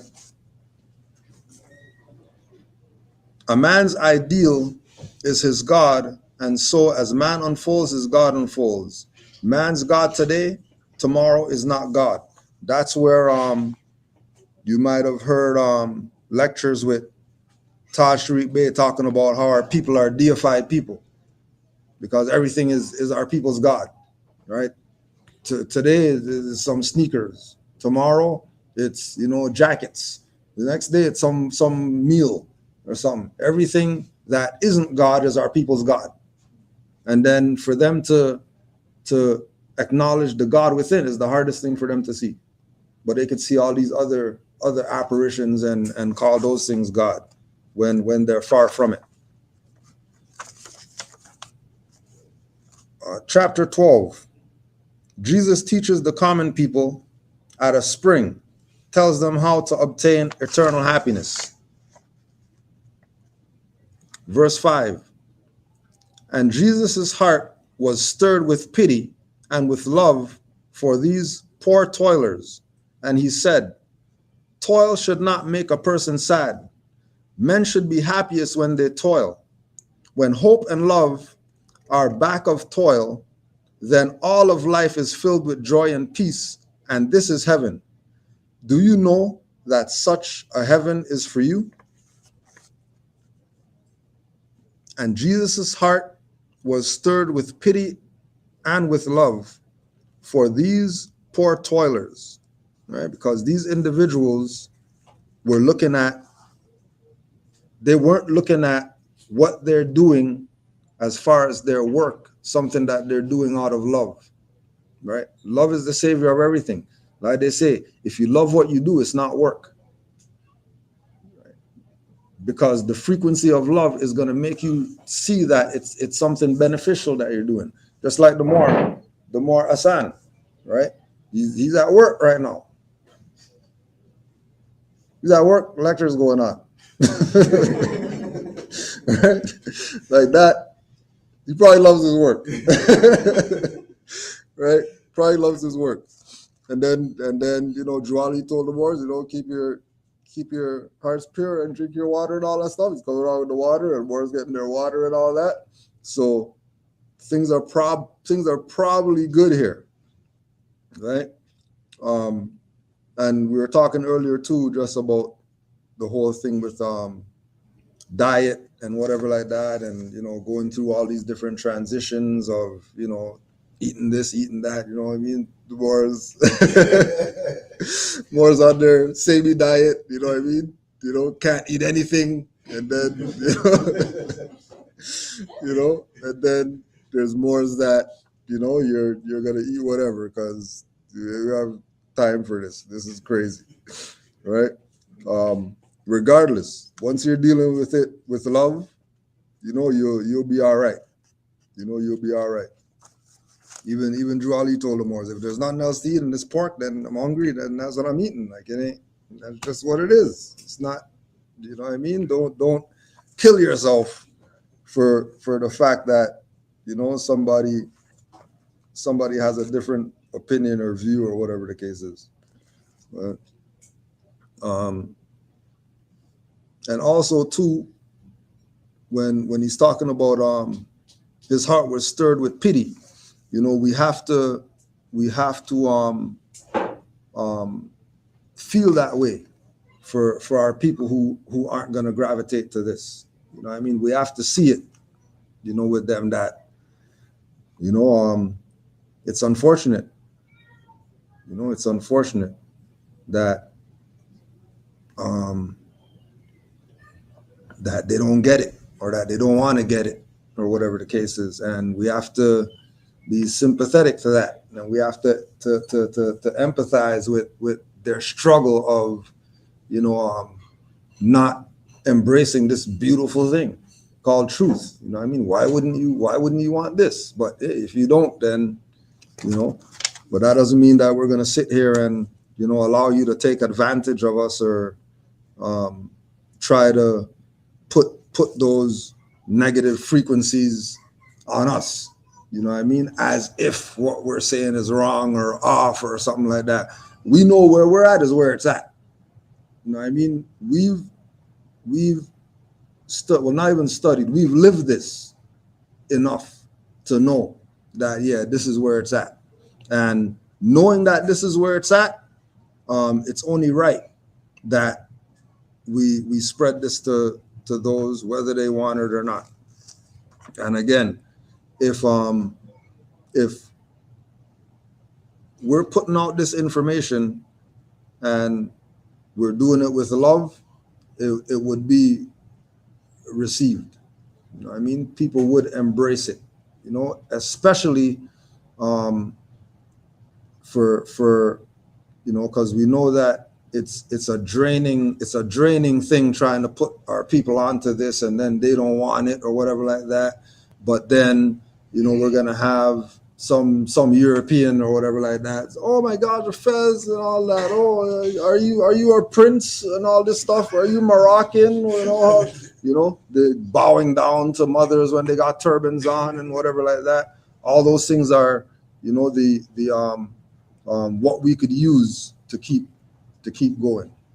Because it's work trying to put our people on to some info, who they are, knowing that this is what it is. They don't want it, so we got to find other means to rejuvenate. Like we say at the temple, we're there 1 day a week. So that 1 day a week, Moors are there to get their charge up so they can deal with their week. And then they get enough energy that, all right, we already know that Sunday's coming up. When we had Drew Ali Day, same thing. Everybody knows Drew Ali is coming. Oh yeah, we're about to be at that or whatever like that, because I need my charge for the rest of the year. Right? Chapter 13, life and works of Jesus in Egypt among the Gentiles.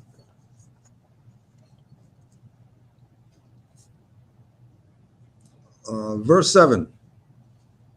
And we have talked with him, the messenger of love, and of the covenant of peace on earth, and goodwill to men.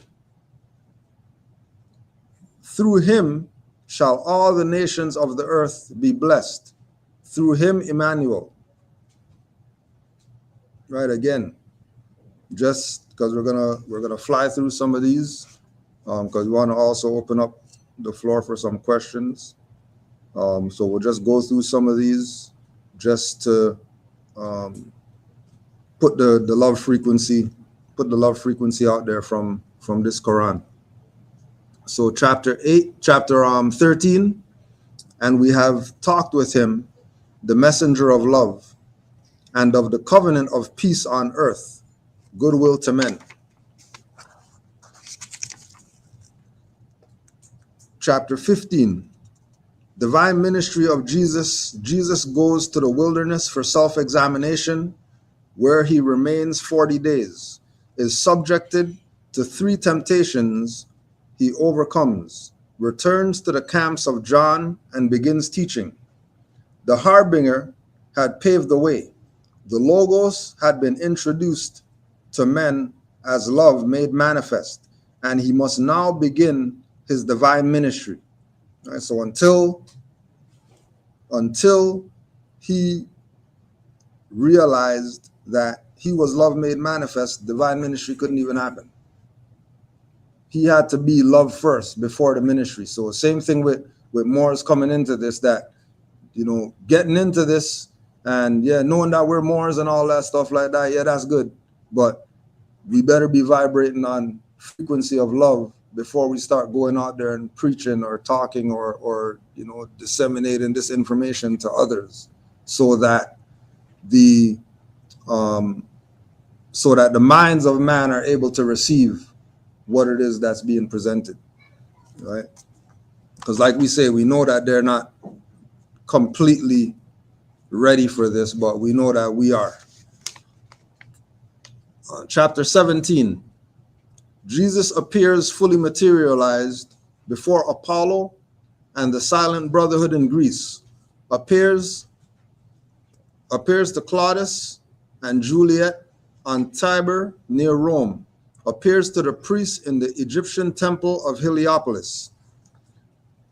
Verse 13, and then he clasps Apollo's hand and said, my human flesh was changed to higher form by love divine, and I can manifest in flesh or in the higher planes of life at will. Right, going back to Drew Ali, and you know, he's going to meet Moors on the soul plane. You ain't getting there if you're not vibrating on the frequency of love.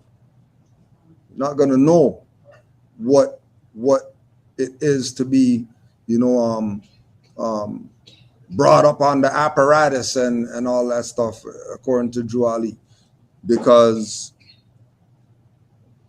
the human flesh is changed to a higher form by love divine. Right? Human flesh is changed to a higher form by love divine. So we are able to be in the human existence and experience the higher things. You know, we're able to do that. We just have to embrace that idea of love being that frequency, love being that connection that we have. You know, everything is bound to a cord, that cord being love. Right? So once we're vibrating on the frequency of love and they see it with us, then they see it with others, we see it with others see it with us, and then that would allow them to see that, oh, there's actually something to this. For the carnal eyes, people who need to see it before they can say, oh yeah, we're gonna get down with it or whatever, right?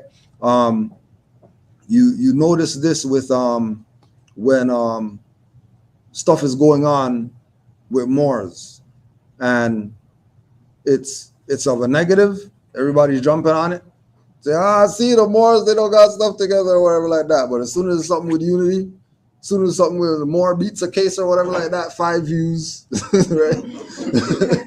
You know, getting pulled out the car, 500,000 views on it. You know, Little Moore got 99% on the test, 5 views. You know, Negro black color do something crazy. Oh yeah, that's where it's at. All right. Same chapter, verse 26. I am the manifest of love, raised from the dead. Behold my hands, my feet, my sides, which carnal men have pierced. Claudius and Juliet, whom I have saved from death, are my ambassadors to Rome, and they will point the way and teach the gospel of the holy breath and the resurrection of the dead. If somebody's on the lowest frequency, somebody's on a low vibe, the manifest of love could raise them from that dead place.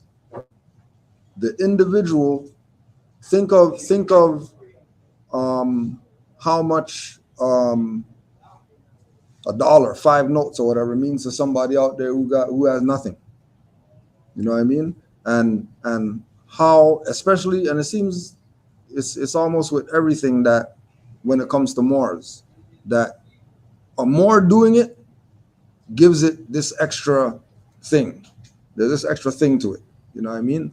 Anybody could do it, but Moor does it now. Now there's conversation, there's building, there's you might even get a hug or something like that. You know what I mean? Somebody you don't know, just because you exemplified what it is that they need.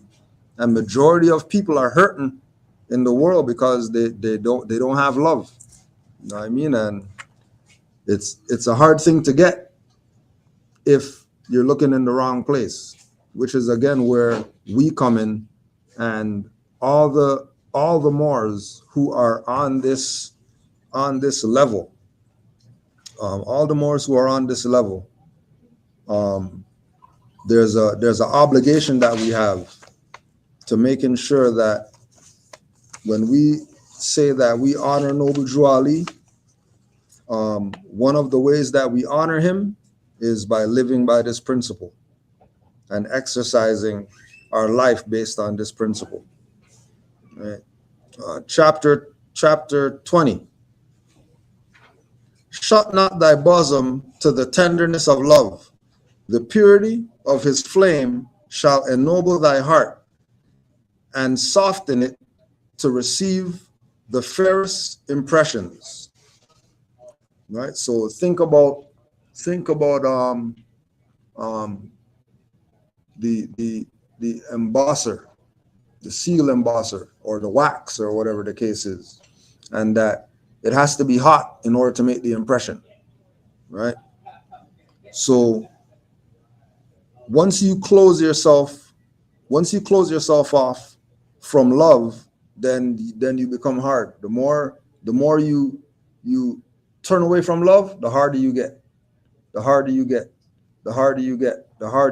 And if you're that hard that the impression can't be made, then the next thing that is going to do is crack.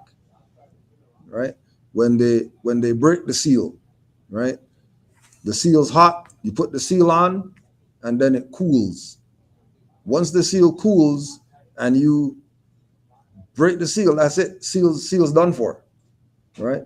Same thing with when you look at the being itself, not being supple because of the love frequency, right? Going back to the messages in water, when they spoke negative to the water froze with cracks in it and all that. When they talked positive to the water and it froze, it was geometric patterns and a beautiful example of the power of the word, that we put the word frequency on this water, froze it, and it was a beautiful thing to experience, just to see what love spoken could do. And that's just to water. So imagine the being that's 70% that speaking love to them. How is it going to be received with them? How are they going to digest it? How if we and this whole thing of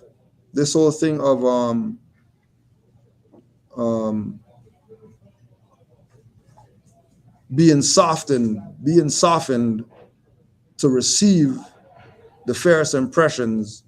The softness in this isn't the same as like the softy or the punk or whatever like that.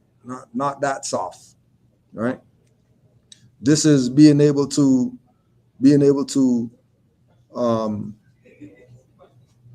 take blows. Look at soft as the punching bag or whatever like that, opposed to punching concrete or something, right? Using love and putting that into the children at young would allow them to be able to, to be able to take the bullying, right? Not punking out or whatever the case is. You know what I mean? They'll realize, Johnny got some mommy daddy issues. So he's taking it out on me because he can't beat his mom up or whatever the case is, right?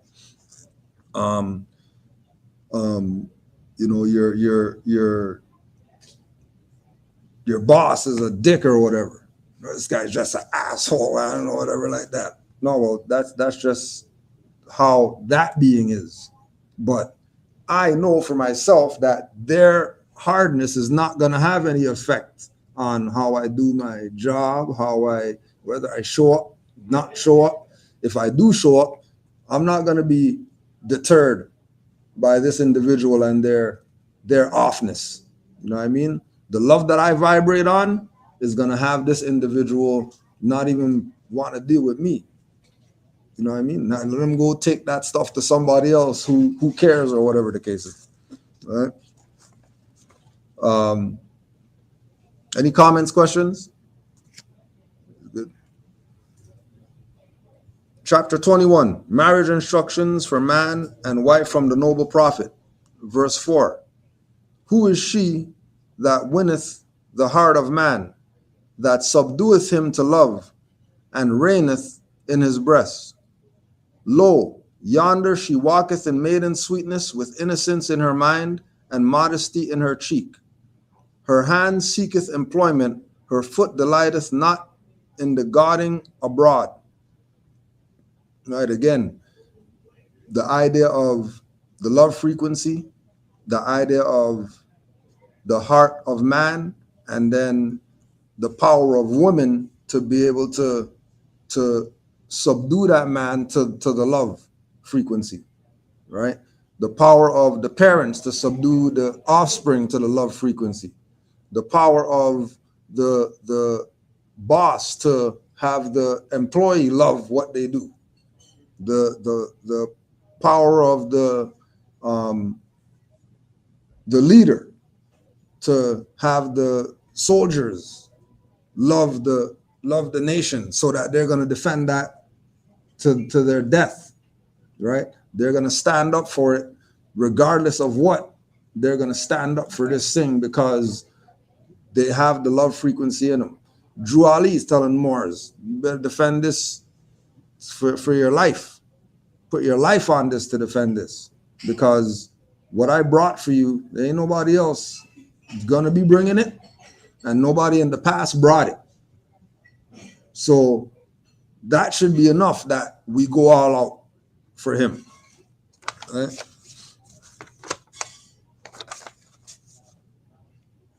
Chapter 22, verse 11. When pain and sickness assault her, let thy tenderness soothe her affliction, and look from thee of pity and love shall alleviate her grief, or instigate her pain, and be of more avail than 10 physicians. So just the love, right? Somebody had called me the other day about they're going through issues with their mom who's ill, and them and their mom have been having issues or whatever like that, and they're trying to find how to deal with this issue of their mom being ill, and they don't have a good relationship. So why do I have to go there and all this stuff or whatever like that? She doesn't like me and whatever like that. And well, her, as I explained to her that, well, her illness is really not for her. Her illness is really for you. Her illness is for you to learn to love instead of hate, because that's mom regardless of what. And I'm pretty sure at some time in your life, mom was taking care of you or whatever. Yeah, that's true or whatever like that. But then she was taking care of you at one time. Yeah, all right. So now it's time to return the favor. Don't worry about she doesn't like you and she this and she's that or whatever, she'll deal with that when she goes wherever she's going. That'll be her lesson. Yeah, that's her lesson. Your lesson is swallow your pride and just go be those 10 physicians that, aren't doing their job, because obviously, if she's in there, obviously they didn't do their job if she's in there. So you got to be the buffer between these individuals who have this Frankenstein factory, whatever going on, operate on everything, give you pills for everything, do everything except nature to heal you. You're supposed to be in there so that, they don't really take advantage. They took advantage already, but you being there is going to be different, right?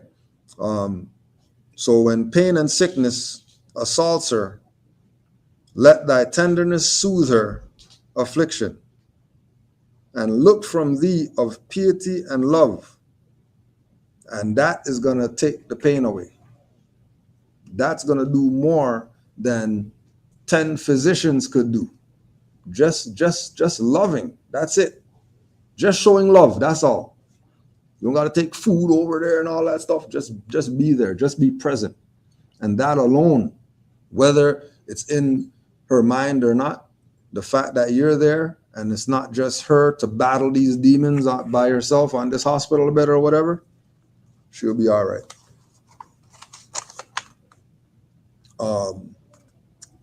Holy instructions for thy children, chapter 23, verse 9. Teach him gratitude, and he shall receive benefits. Teach him charity, and he shall gain love. Right, going back to what we were talking about earlier with giving them the lessons. For example, lesson of charity, and then once the heir is living in charity, they're going to receive love, right? Going back to the universal laws, and every action has a reaction. There's cause and effect in everything. So the effect of the charity cause is love, right? If we go further, teach him obedience, and he shall bless thee. Teach him modesty, and he shall not be ashamed. So he's going through all these cause and effect instances of, once we do this, you're going to have this reaction. This is just the law of the universe. There's nothing that we have any power in other than exercising these things so we can have whatever the outcome is that we're looking for. All right? Teach him temperance, and he shall have health. Teach him prudence, and fortune shall attend him. Teach him justice, and he shall be honored by the world. Teach him sincerity, and his own heart shall not reproach him. All right?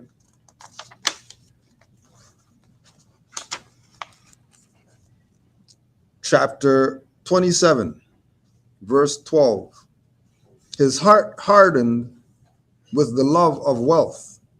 No grief or distress can make impression upon it. His heart hardened with the love of wealth. Right? Going back again to this this double life that love lives. You can love the good stuff or you can love the bad stuff. It would probably be in your best interest to love the things that are good, because loving the things that are negative creates a whole different ailment in the being, as far as their spiritual evolution. Right?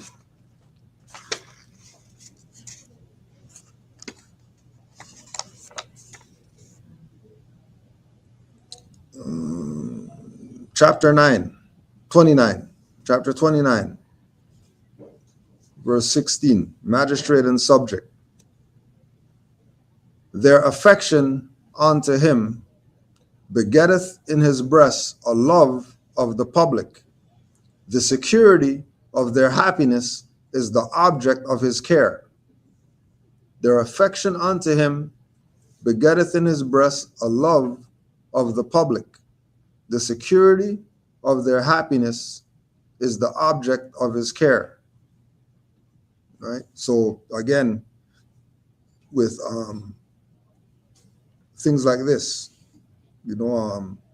lives, lectures, classes, whatever the case is, right? The attention that you show to Noble Drew Ali, the attention that you show to the teachers, to the master teachers, the attention that you show to our brothers and sisters is what is going to prove that what they're doing is in the right place, right? If we have a saying that if we do a lecture or something and there's empty seats, those are the seats left for the ancestors to be present, right? Those are the seats that the ancestors are taking up, right? While everybody else has a seat. So know that, it's not empty in here like that. You know what I mean? If we said, I have the lecture and only one individual showed up, then this would be for them, right? And the outpouring of love from that one individual would be as if the place was full or whatever, because that one individual's frequency just to be there. Matter of fact, one of the Moors who was on his way here just texted me. I think somebody hit him or something. He got an accident or something on his way here, right?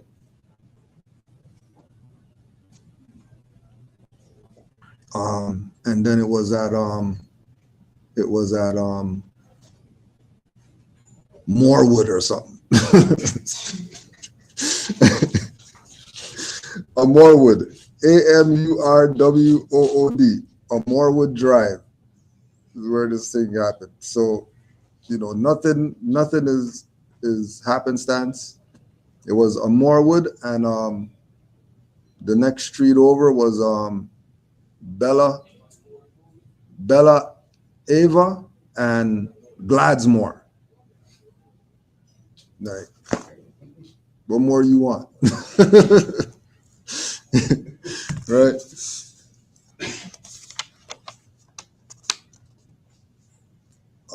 Chapter 32, Holy Instructions from the Prophet, Charity. Happy is the man who hath sown his breast the seeds of benevolence. The produce thereof shall be charity and love. So benevolence that's sown is going to produce charity and love. And then we were just reading that teach them charity and then love is going to follow. So there's this repetitive connection. It's what do you call the thing? Connect the dots or whatever it is, right? You put all these dots together and then you're getting this same thing all the time. Once you stick to what it is that was laid down, which is why you don't hear so many people teaching from the Quran or whatever. Because once the people have these lessons, then they don't need no master teachers and all that stuff, because all the stuff is already here. You know what I mean? And, once you get into straying away from what the lessons are, then this is how you get the confusion. This is how you get the treason and the things that sort of cause or seem or appear to cause a disservice in the movement. But then, when we have certain things like this, like you got 55 people on this, then we have these people here. Obviously, there's Moorish unity. Obviously, there's Moorish love. Obviously, people can't say that there's not these things. You know what I mean? because it's evident that these things are there. And part of being in the Moorish movement too is that as trying as it might seem, because it seems like, uphill battle or whatever like that when we get into this, and it's always something. There's a happiness there just from knowing what the truth is, regardless of all the other stuff that's going on. Just like I said, more just crash the car or whatever like that, come into the Moorish thing, you know what I mean? It's still something to make you, things to make you go, or whatever, because we're on more wood and glad more and all this. Like, there must be something to this. There must be something to this. We could fight it all we want, but once we're gravitating on the frequency, the ancestors, the spirit, the forces or whatever is gonna let us know. Chapter 35, verse 16. The Father is gracious and beneficent. He has created the world in mercy and love.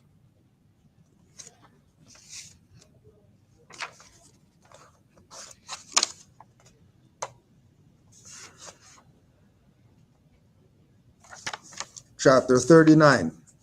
Holy instructions from the prophet, pinnacle of wisdom.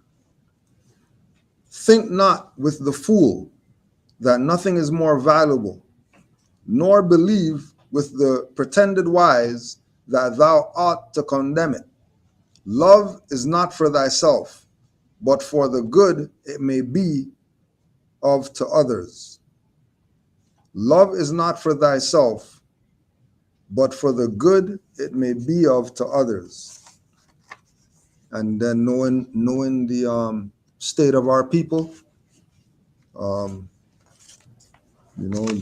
is what it is that they need for whatever it is that they're dealing with. They might not think that, they might not seem so, but that's the reality of it.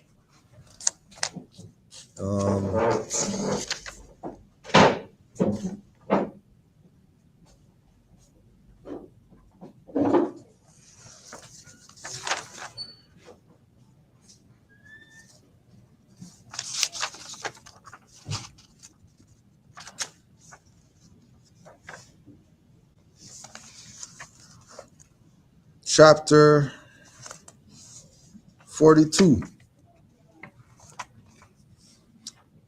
verse 12. Holy instructions from the prophet, weakness. The delights of love are ushered by the sights, and they terminate in languishment and dejection. The objects thou burnest for nauseates with satiety, and no sooner hast thou possessed it, but thou art weary of its presence. The delights of love are ushered by sighs, and they terminate in the languishment of dejection.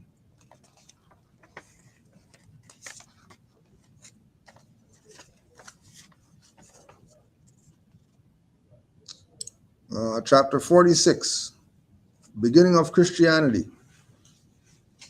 The lamb is the poor people, the lion is the rulers and the rich.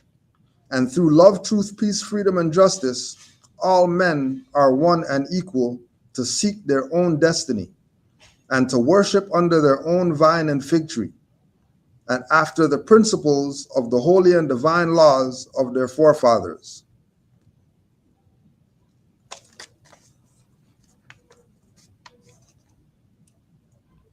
Chapter 47, verse 14.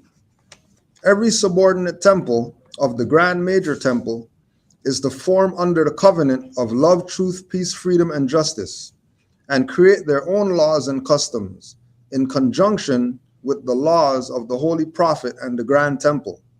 I, the prophet Noble Drew Ali, was sent by the great God Allah to warn all Asiatics of America to repent from their sinful ways before the great day, the great and lawful day, which is sure to come. Chapter 48, end of time and fulfilling of the prophecies.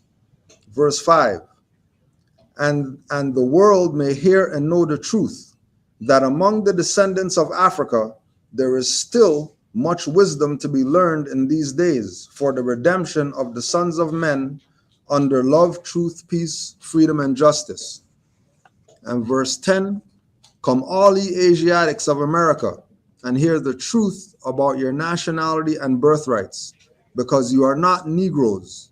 Learn of your forefathers' ancient and divine creed, that you would learn to love instead of hate.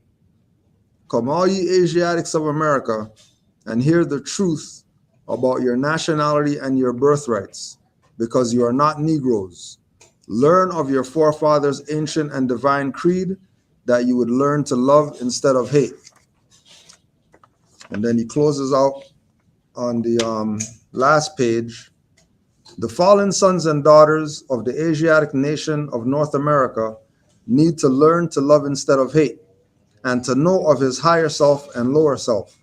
This is the uniting of the Holy Quran of Mecca for the teaching and instructing of all Moorish Americans, etc.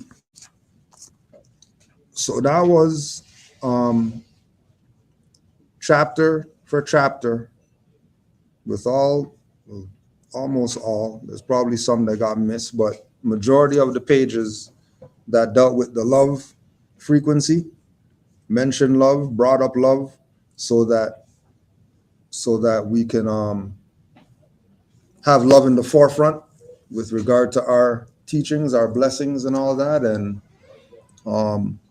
we just want to open up the floor for if anybody has any questions, any comments or anything like that. Yeah, go ahead, more. This is not about love, though, but this is about the individual. 10, 15. Good? Yeah. All right. That I came across Brother Rod Hayes. What is his angle, or what is his your thoughts on his on, I guess, his knowledge or his teachings to other Moors? Well, one thing is that when it comes to the Moorish paradigm, it should be Moors who are presenting that. You know what I mean? As soon as people who, we see this pattern of just like we're saying, when we're Negro, black, colored, nobody had nothing to say. And then now you have all these people who, they're not Moors, but they know something about Moors, or whatever the case is. They're not in the temple, they know something about Moors. They have no fez or turban on, they know something about Moors. They don't got a nationality card or anything like that. They don't know anything about Moors. Skeptical of them people. Because why are you even talking?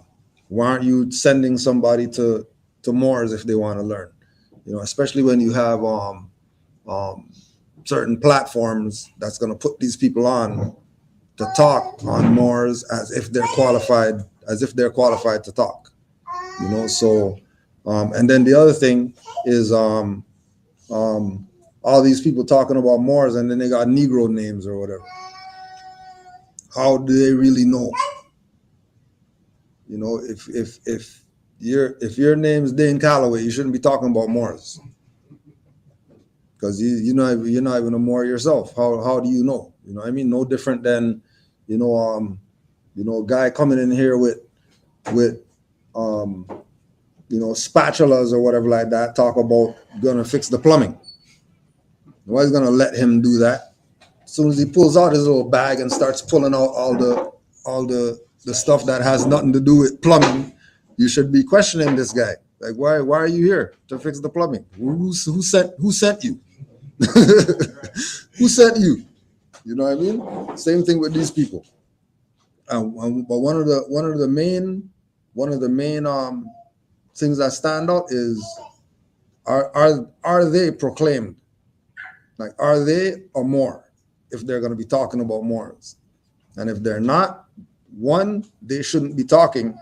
And two, if they are talking, people should be challenging them every chance they get. But then you know that, you know, when you get on these platforms, start challenging these people, now all of a sudden, you know, your comments deleted and all this, and people skipping over your questions, asking the guy right under you who left the question, they're not asking yours or whatever to these people. Conveniently, you know what I mean? So, I mean, but with regard to him, you know, it just seems like another distraction away from Drew Ali and everything that he presented, because these people really shouldn't be talking when it comes to the subject matter of nationality and birthrights and stuff like that. Like, they shouldn't be talking, you know. Any other questions? I have a question. Good, more Islam. Peace to all the Moors. Islam, more. So I'm pretty, like I said, I'm out of the wilderness. I'm not brought up in the temple, but I've been to temples. And my biggest question was, when I first brought up nationality and birthrights, it was a whole nother direction. Mm-hmm. And like I said, I brought my family to the temple. It was, like I say, it was a lot of weight I was bringing in, but you know, I got the intentions of needing direction on how to study as more, how to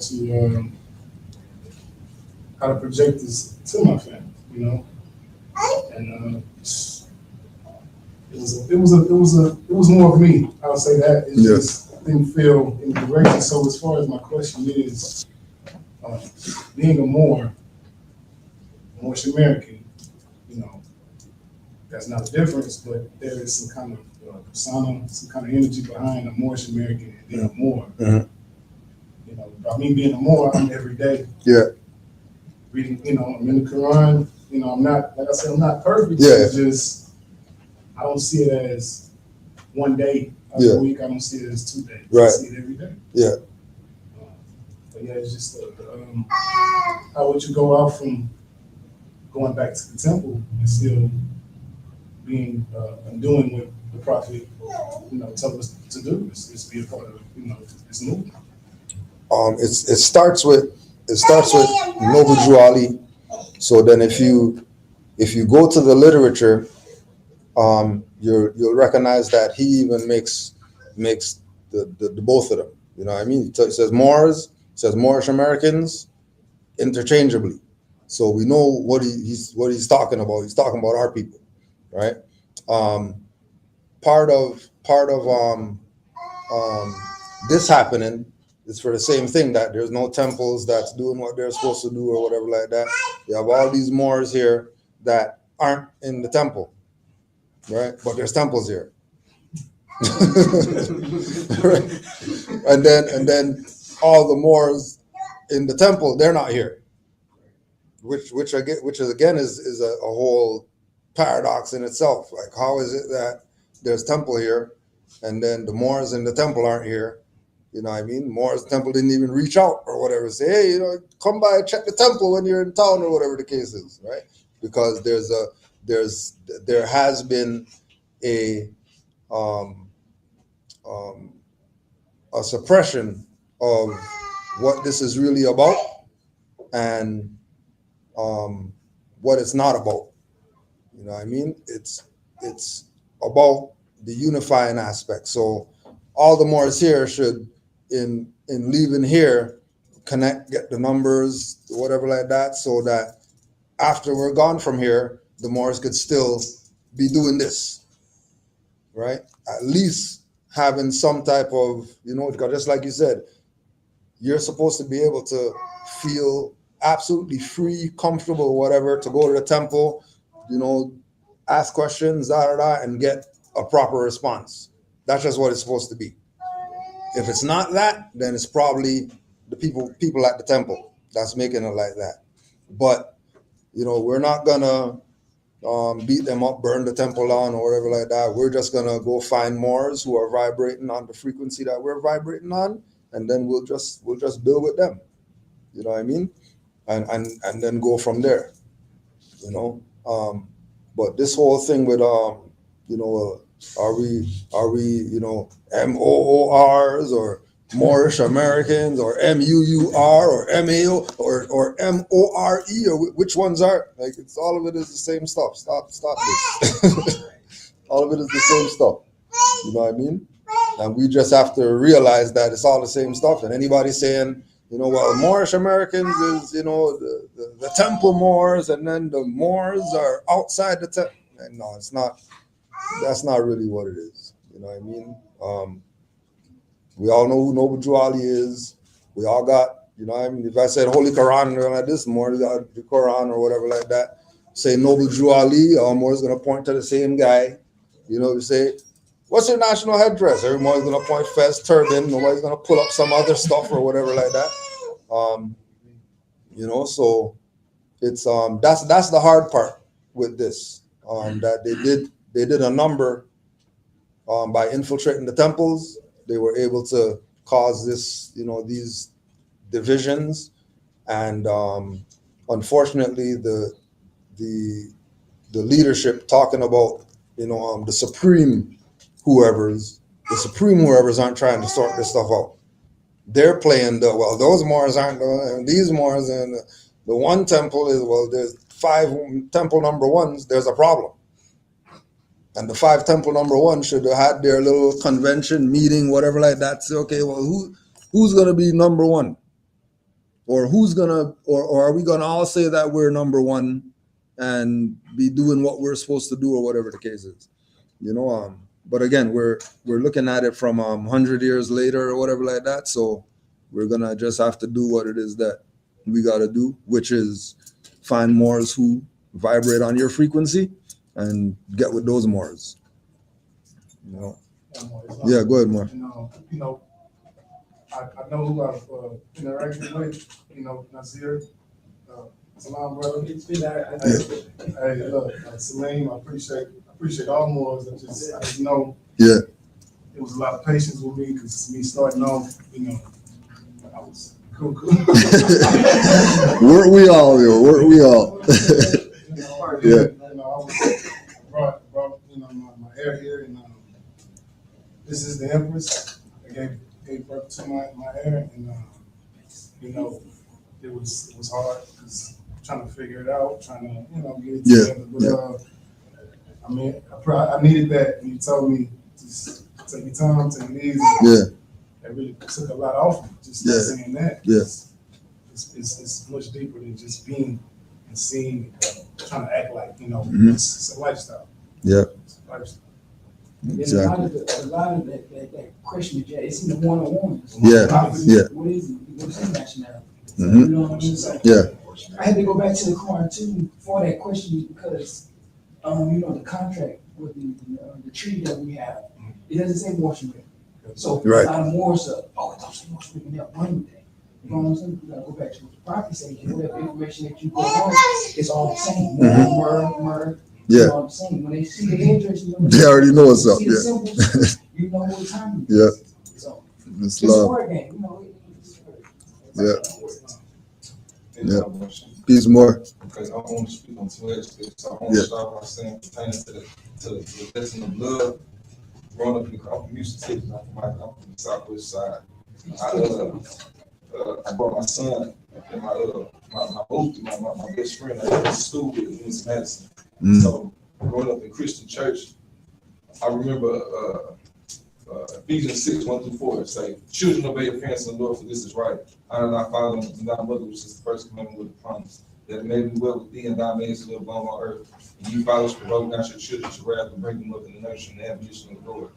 I remember that when he's 5, like you said, he's 5. So I was probably like 7, 8, 9, 10, like young, you know. Yeah. So I remember that, you know, church had a good impact on me. I seen it as something to conquer, like football. I was like good in school, I was real smart. Yeah.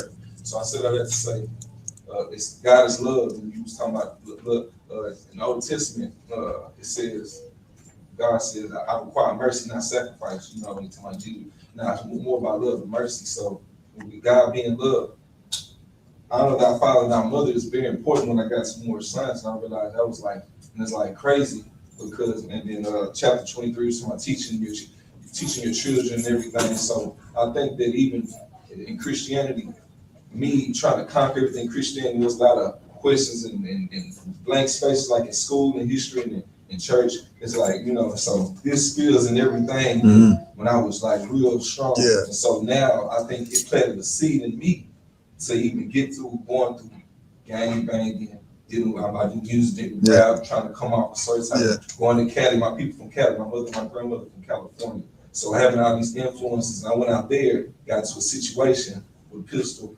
and a gentleman under me, his name was Brother Bay. Now, fast forward 9 years, first time I heard about Moors was my uncle Mike Mack. Mike Mack ran right by the studio. He was like, I told him I was a Hebrew Israelite, I was trying to learn, so he said, well, I'm a Moor. And I said, okay, well, he was a Jehovah's Witness. So I knew he did with rap a lot. He said, he was a Moor. I said, that's some other stuff. I don't want that. Okay. But then I got in trouble in California. I dealt with a brother named Brother Bay, and I was over by Crenshaw. I was going to the Crenshaw probation office, and I ended up getting a video, watched some, heard some, dealing with Brother Bay. He gave me this good energy. I had 3 years probation. I went, put special appearance in, represented myself, got myself out of probation. My son was born 3 months later. I named him Yahshua Khalifa. God with us in California. Yahshua Khalifa. His name is Yahshua Khalifa Louis 13 Supreme. So you know what I'm saying? But his first name Yahshua Khalifa. We go to school, y'all call it Yahshua Khalifa. It's his first name, the whole thing. You know what I'm talking about? So I said all that to say, I went through a process that was planted from birth, and just like you say, love and teaching our kids. It did something to me. All the crazy stuff I went through, it still allowed me to find this and come through this.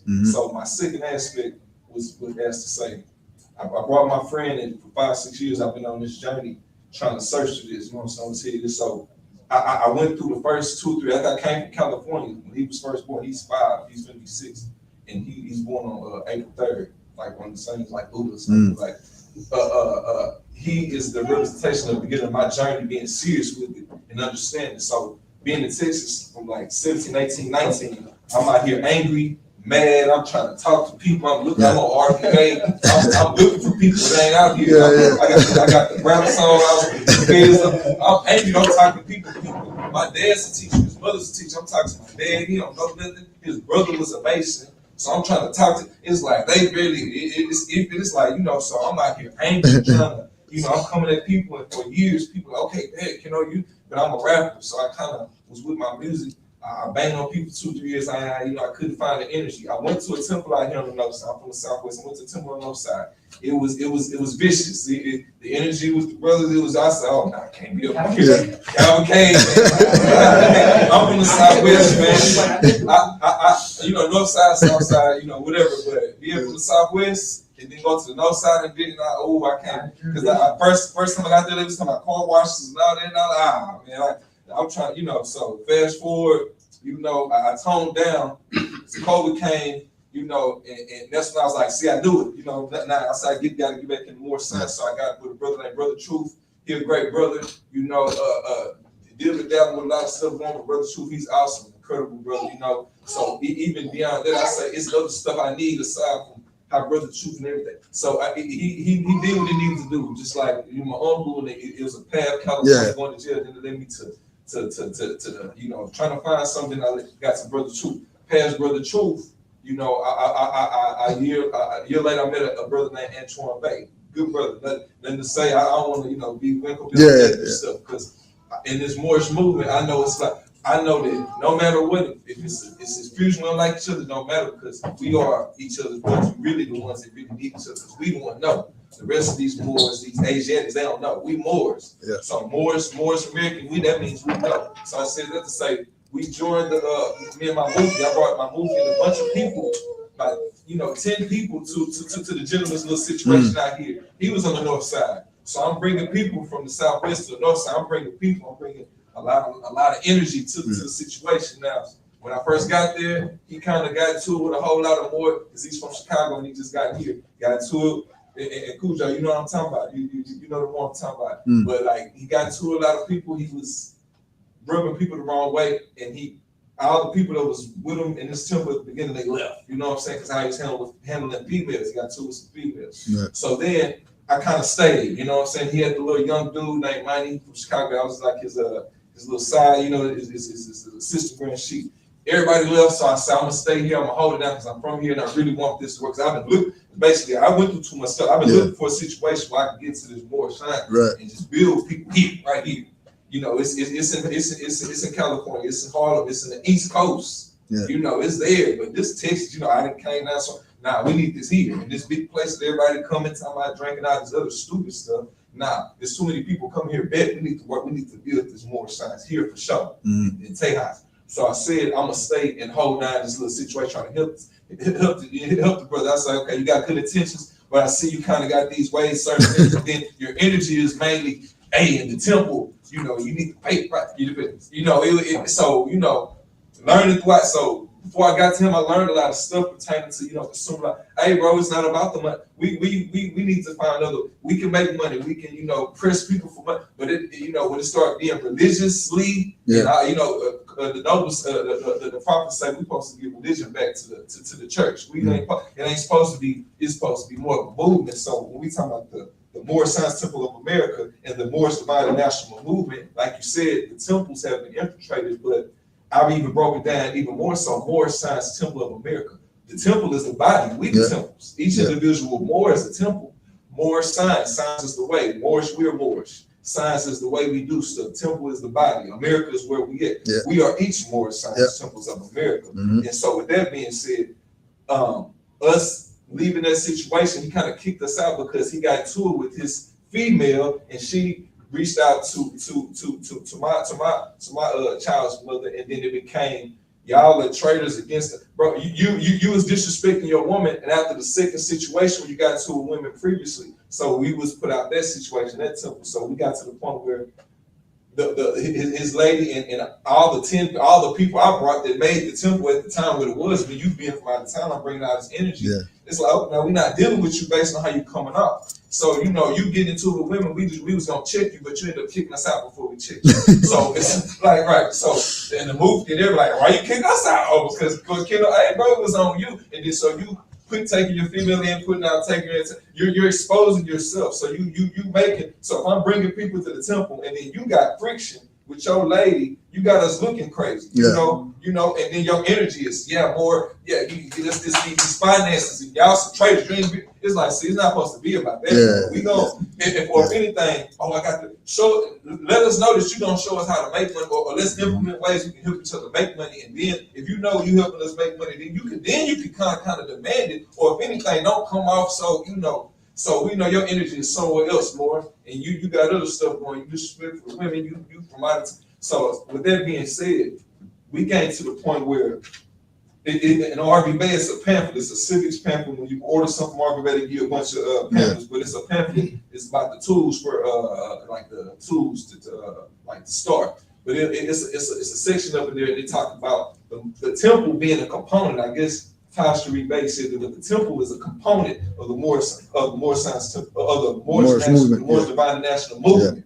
So it's a tool. The temple is a tool, you know. So when they utilize the tool, if they not utilizing the tool right, we can come in and be who we need to be. We still gotta learn consumer. We gotta master the Quran. We gotta master the one-on-ones self, and then we gotta go ourselves like it's a brother. Hey, Kush Day, man. Shout out Kush Day, man. Me and my movie. Hey, since we left our little simple situation, we and then so you know, the individual, we had an issue with you back in the day, and it was like, okay, but are you okay? And see, then afterwards, I say, I gotta tap in with Cooch. I love his energy. Oh, and then I talked to a couple other I gotta get in Cooch because he's thorough and he's there. He's like, no play, no book. Nah, I'm about this. Like all y'all got hidden attention. Y'all trying to sell and this and this. What about the point? The point is the movement.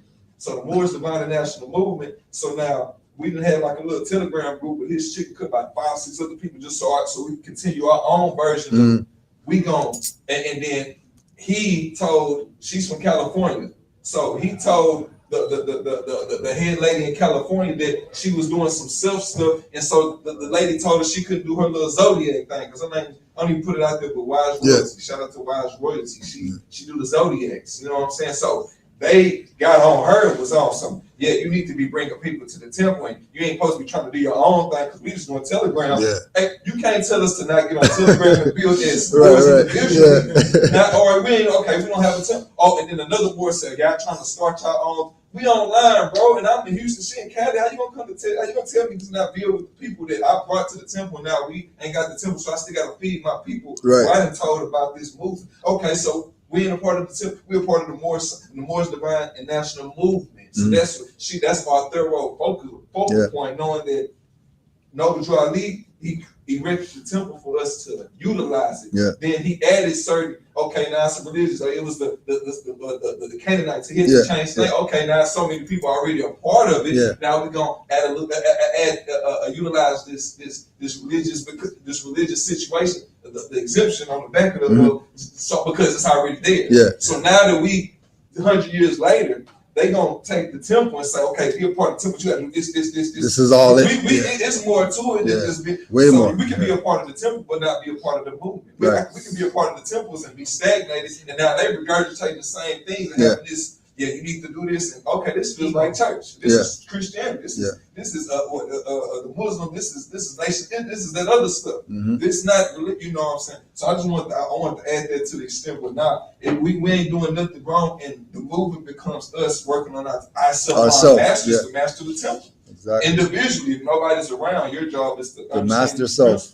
You know, and master the temple. So I just want to say that, man. Islam, more. What we doing right here, and like so, the Panther Base said, with or without the temple is we're the movement, the people like that. Like so, I'm ending with this. In Christianity, they say, let the church say amen.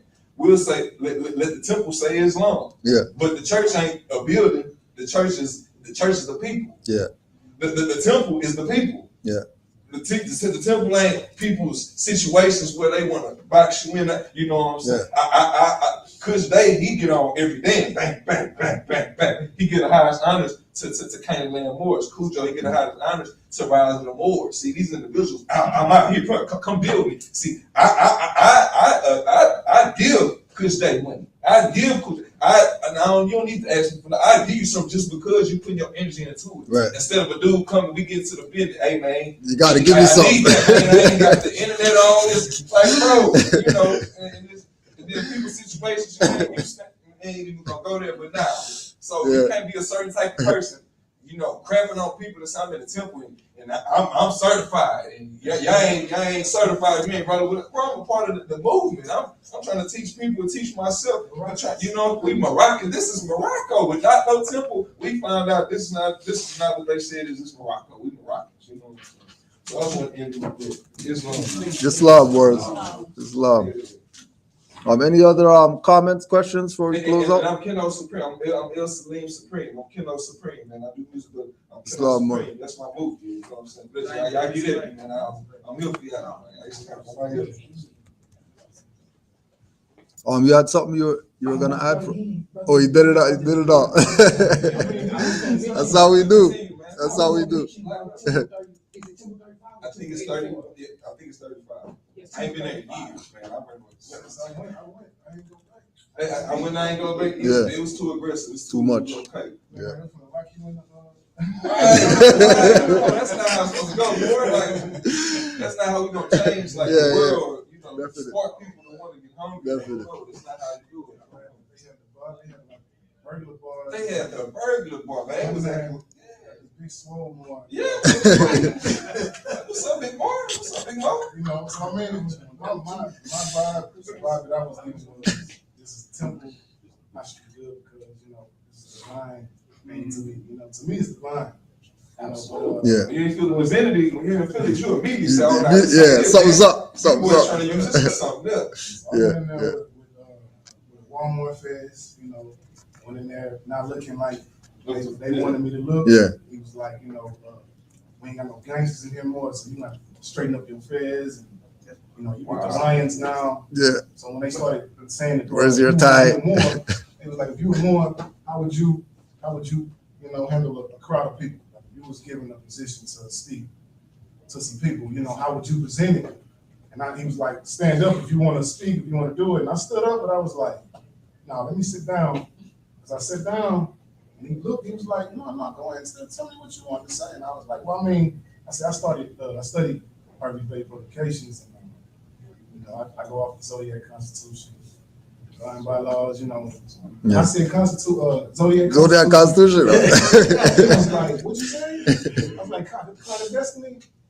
They was like, nah, we ain't never heard about that one. Yeah. And I was That's crazy. and I was like, when I saw that, I got real nervous. I'm like, you know, and I was in there by myself. I didn't have her there.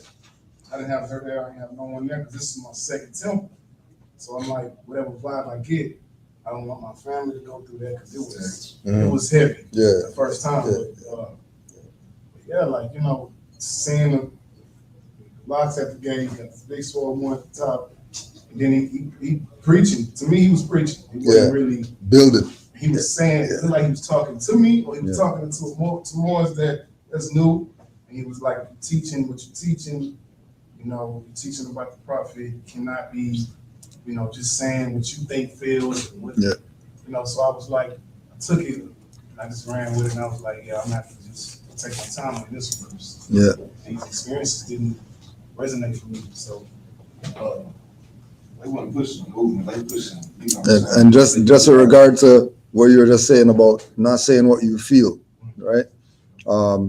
In the additional laws, Act 5, all members must promptly attend their meetings and send their children to Sunday school, and the teacher must confirm himself to the questionnaire and let every member exercise his 5 senses who is able to do so, because out of your Sunday school comes the guiders of the nation.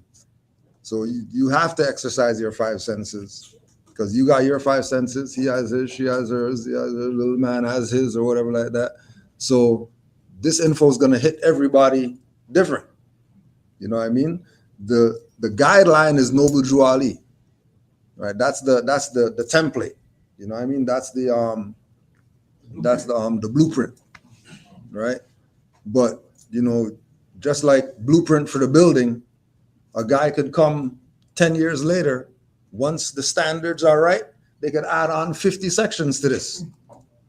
That has nothing to do with the blueprint, but it's along with the same principles. Okay, well, you know, all the walls are this long, then we're going to do the walls this long going that way.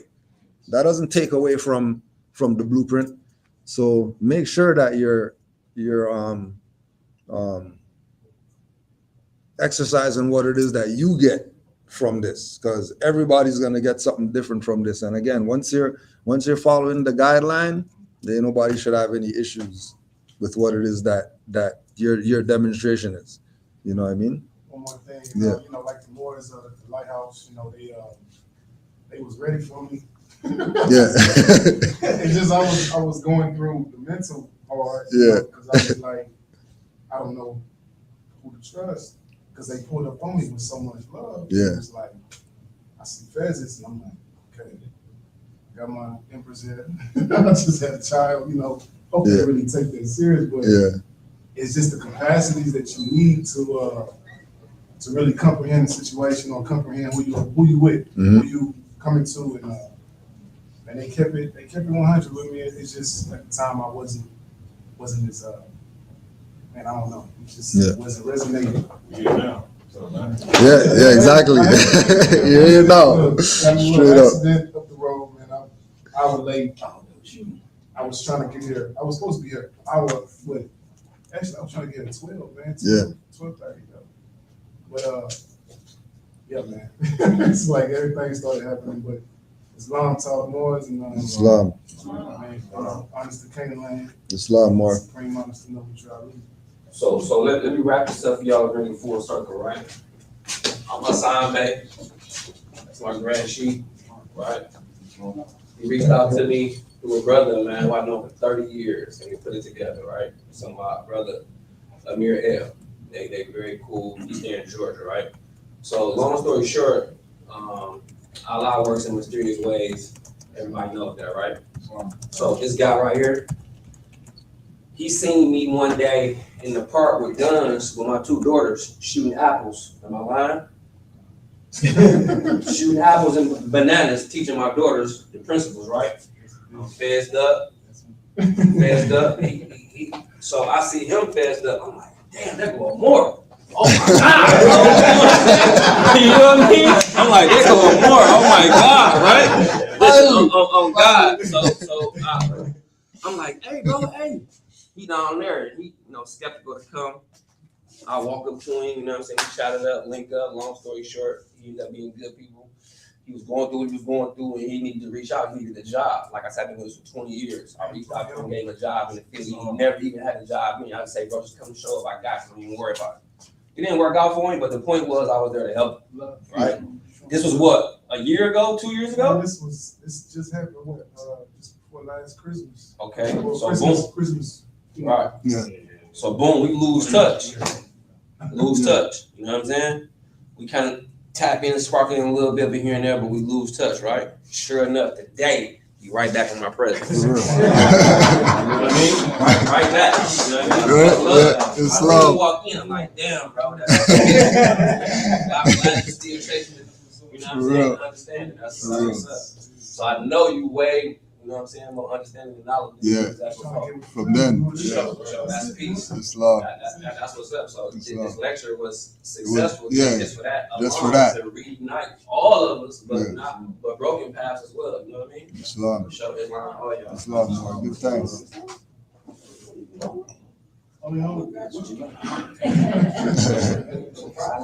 Peace, work.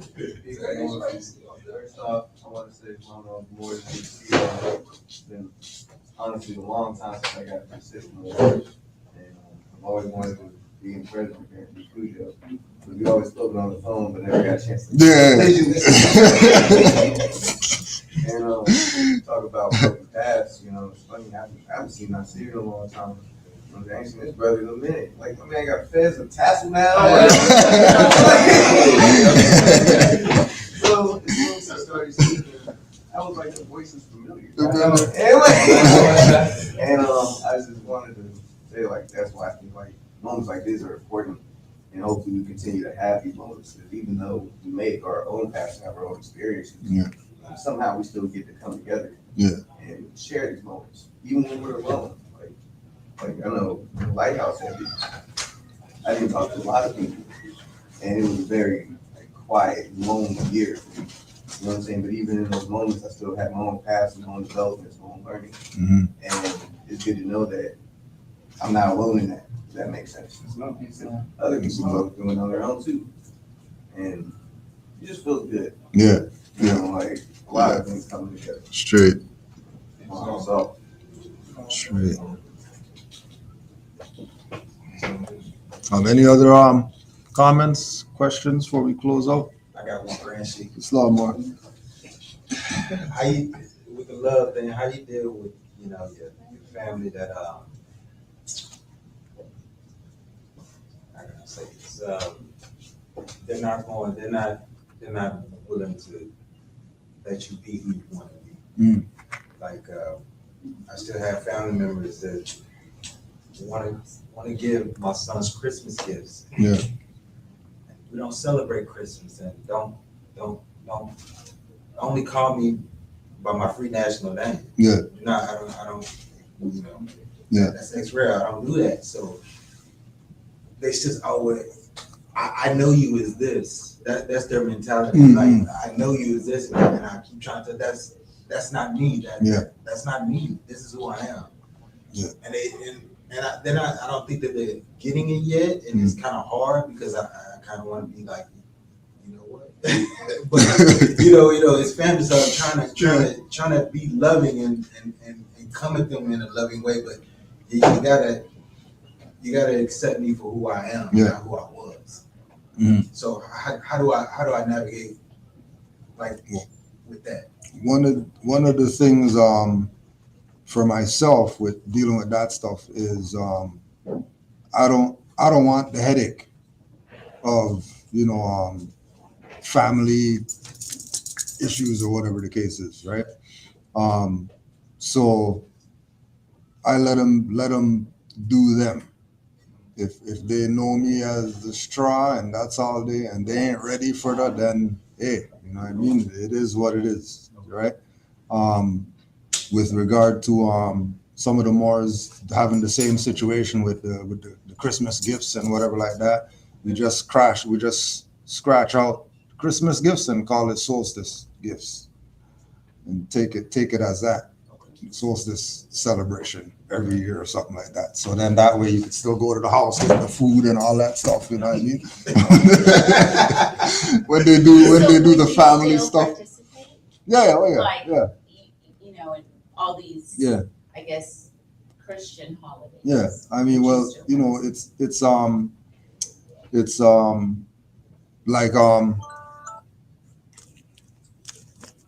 like we said earlier,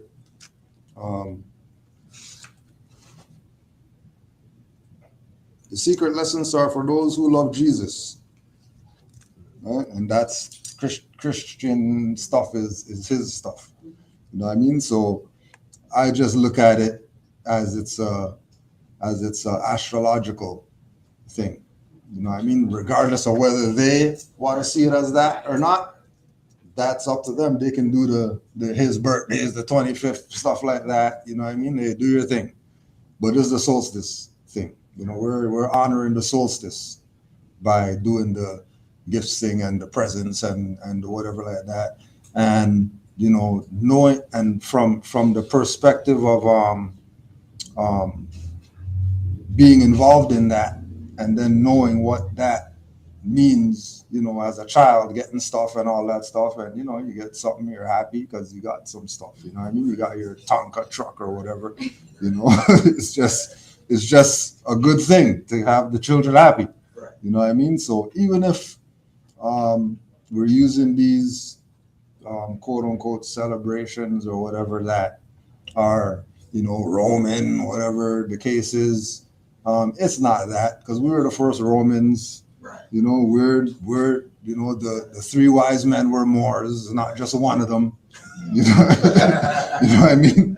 You know, Yahshua's a Moor, Joseph, Mary, all them ain't no Europeans and all that stuff. So it's all our stuff anyways. And then another thing with the free national name thing, what helped with that was when I got the phone. When I talked to the phone company and changed that over, then now it comes up on the call display. Now that's like, what are you gonna say? Who's calling you now?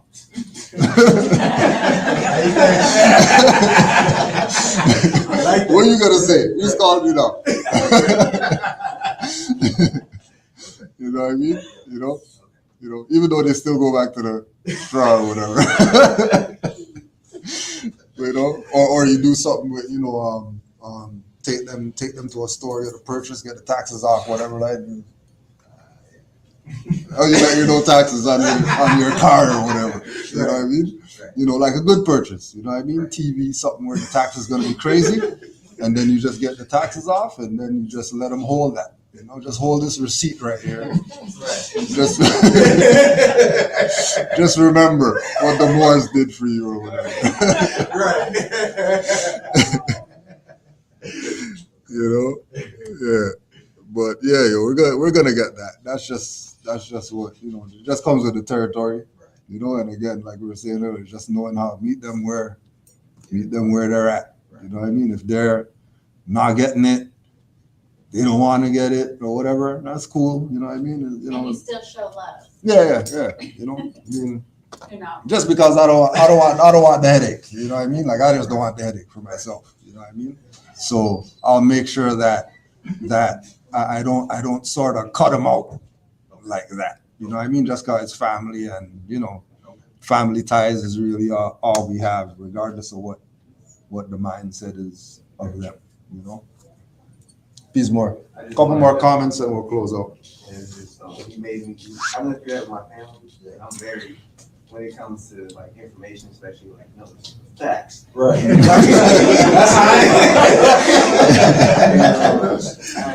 Me personally, I had to kind of get to like something telling her, I was like, you know what, it's all good. You spent most of your life, you calling me this and you named me this. I honor you for that. In the first place, you want to call me Will, Drew.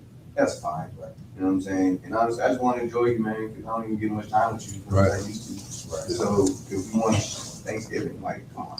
Like, if you want to share a meal, let's share a meal together. Yeah. You know what I'm saying? You want to give me gifts, I give you gifts, that's fine. Yeah. So we don't got to even meet at that point. Just meet somewhere else. Right. Yeah. Right. I feel you, brother. Yeah.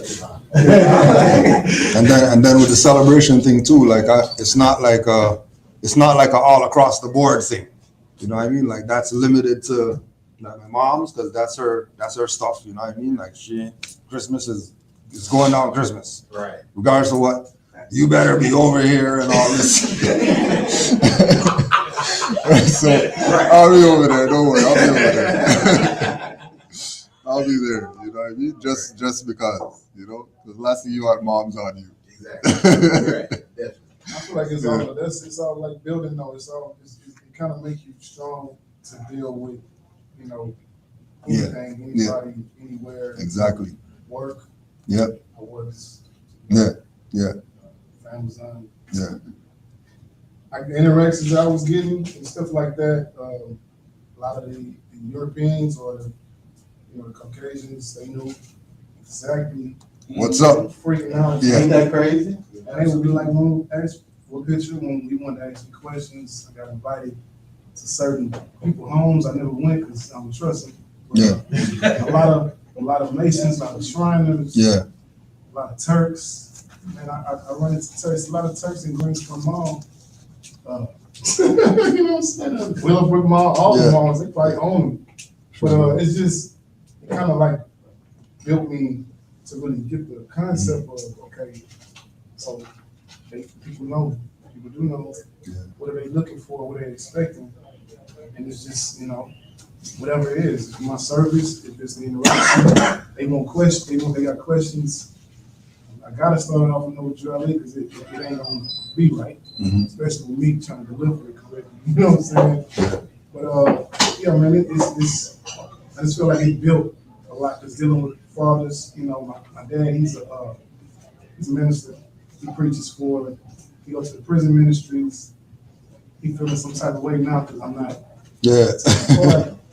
But I'm like, man, you read the Bible, but you gotta dig him in. Like he won't touch it. He probably looking at when I'm gone, but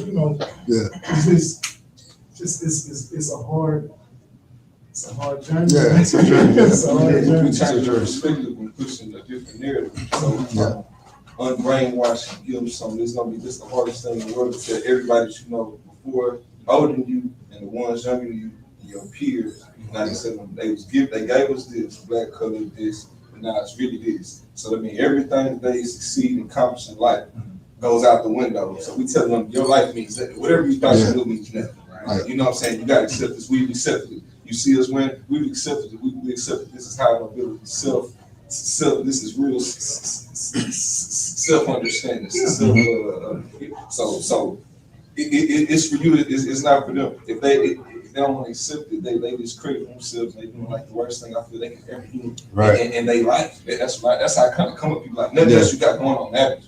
I don't care about I got a son and 3 daughters. And I tell my daughters I don't care about that. They 15, 17, 19. I don't care about none of that. I don't care about none of that. Like the Christian, like, yeah, okay, we can do that. But y'all already know what it is for me. Yeah.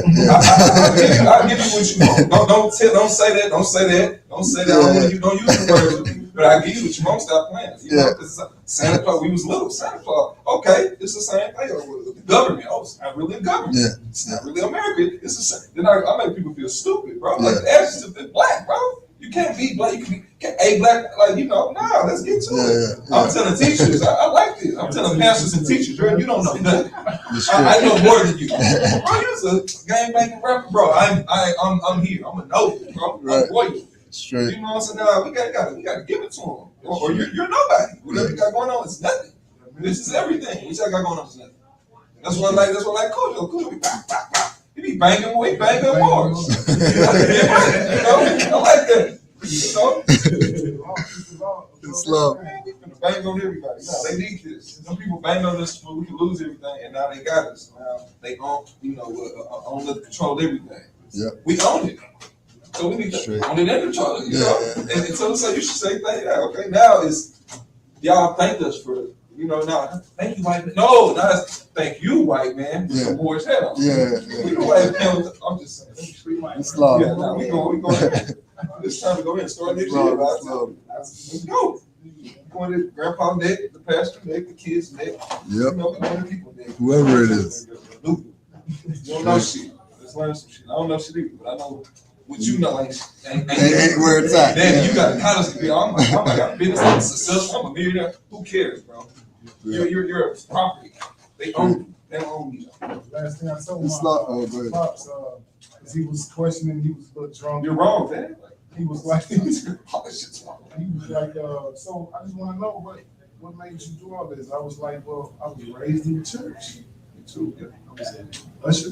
Give me this, Dad. Y'all had me on the corners with you, cutting the corners, the grass in the corner. Like, but now this is where I'm at. So you should be questioning why would I, the foundation of where you had me. Now I'm here. Mhm. So you think I'm defiling whatever you taught me? No, I ain't.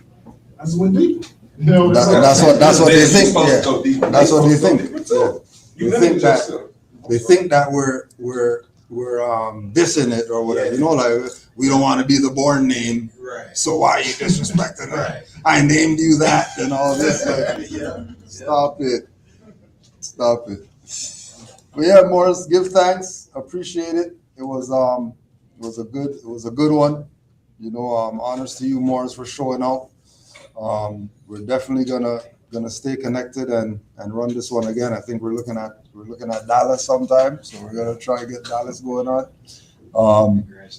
And this is the first of we're trying to do one a month. Trying to do one a month. So the next stop I think is Atlanta, February, Virginia, March, and we'll go from there. But honors to all you Morris for being here. We'll just close out with the prayer and we'll see what we're gonna do. We still got some time. Plane doesn't leave till tomorrow, so we got some time still.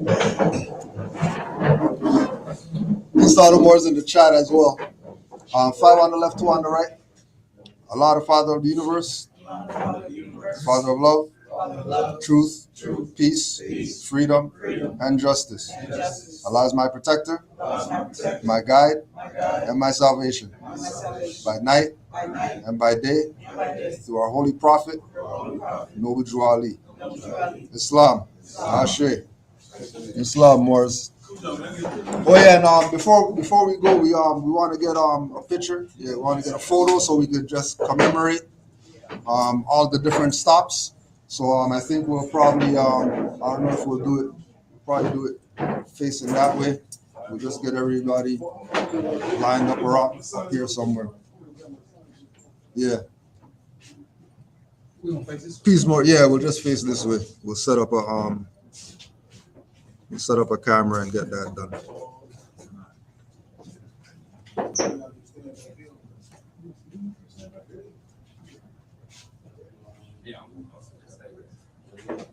Peace, Morris.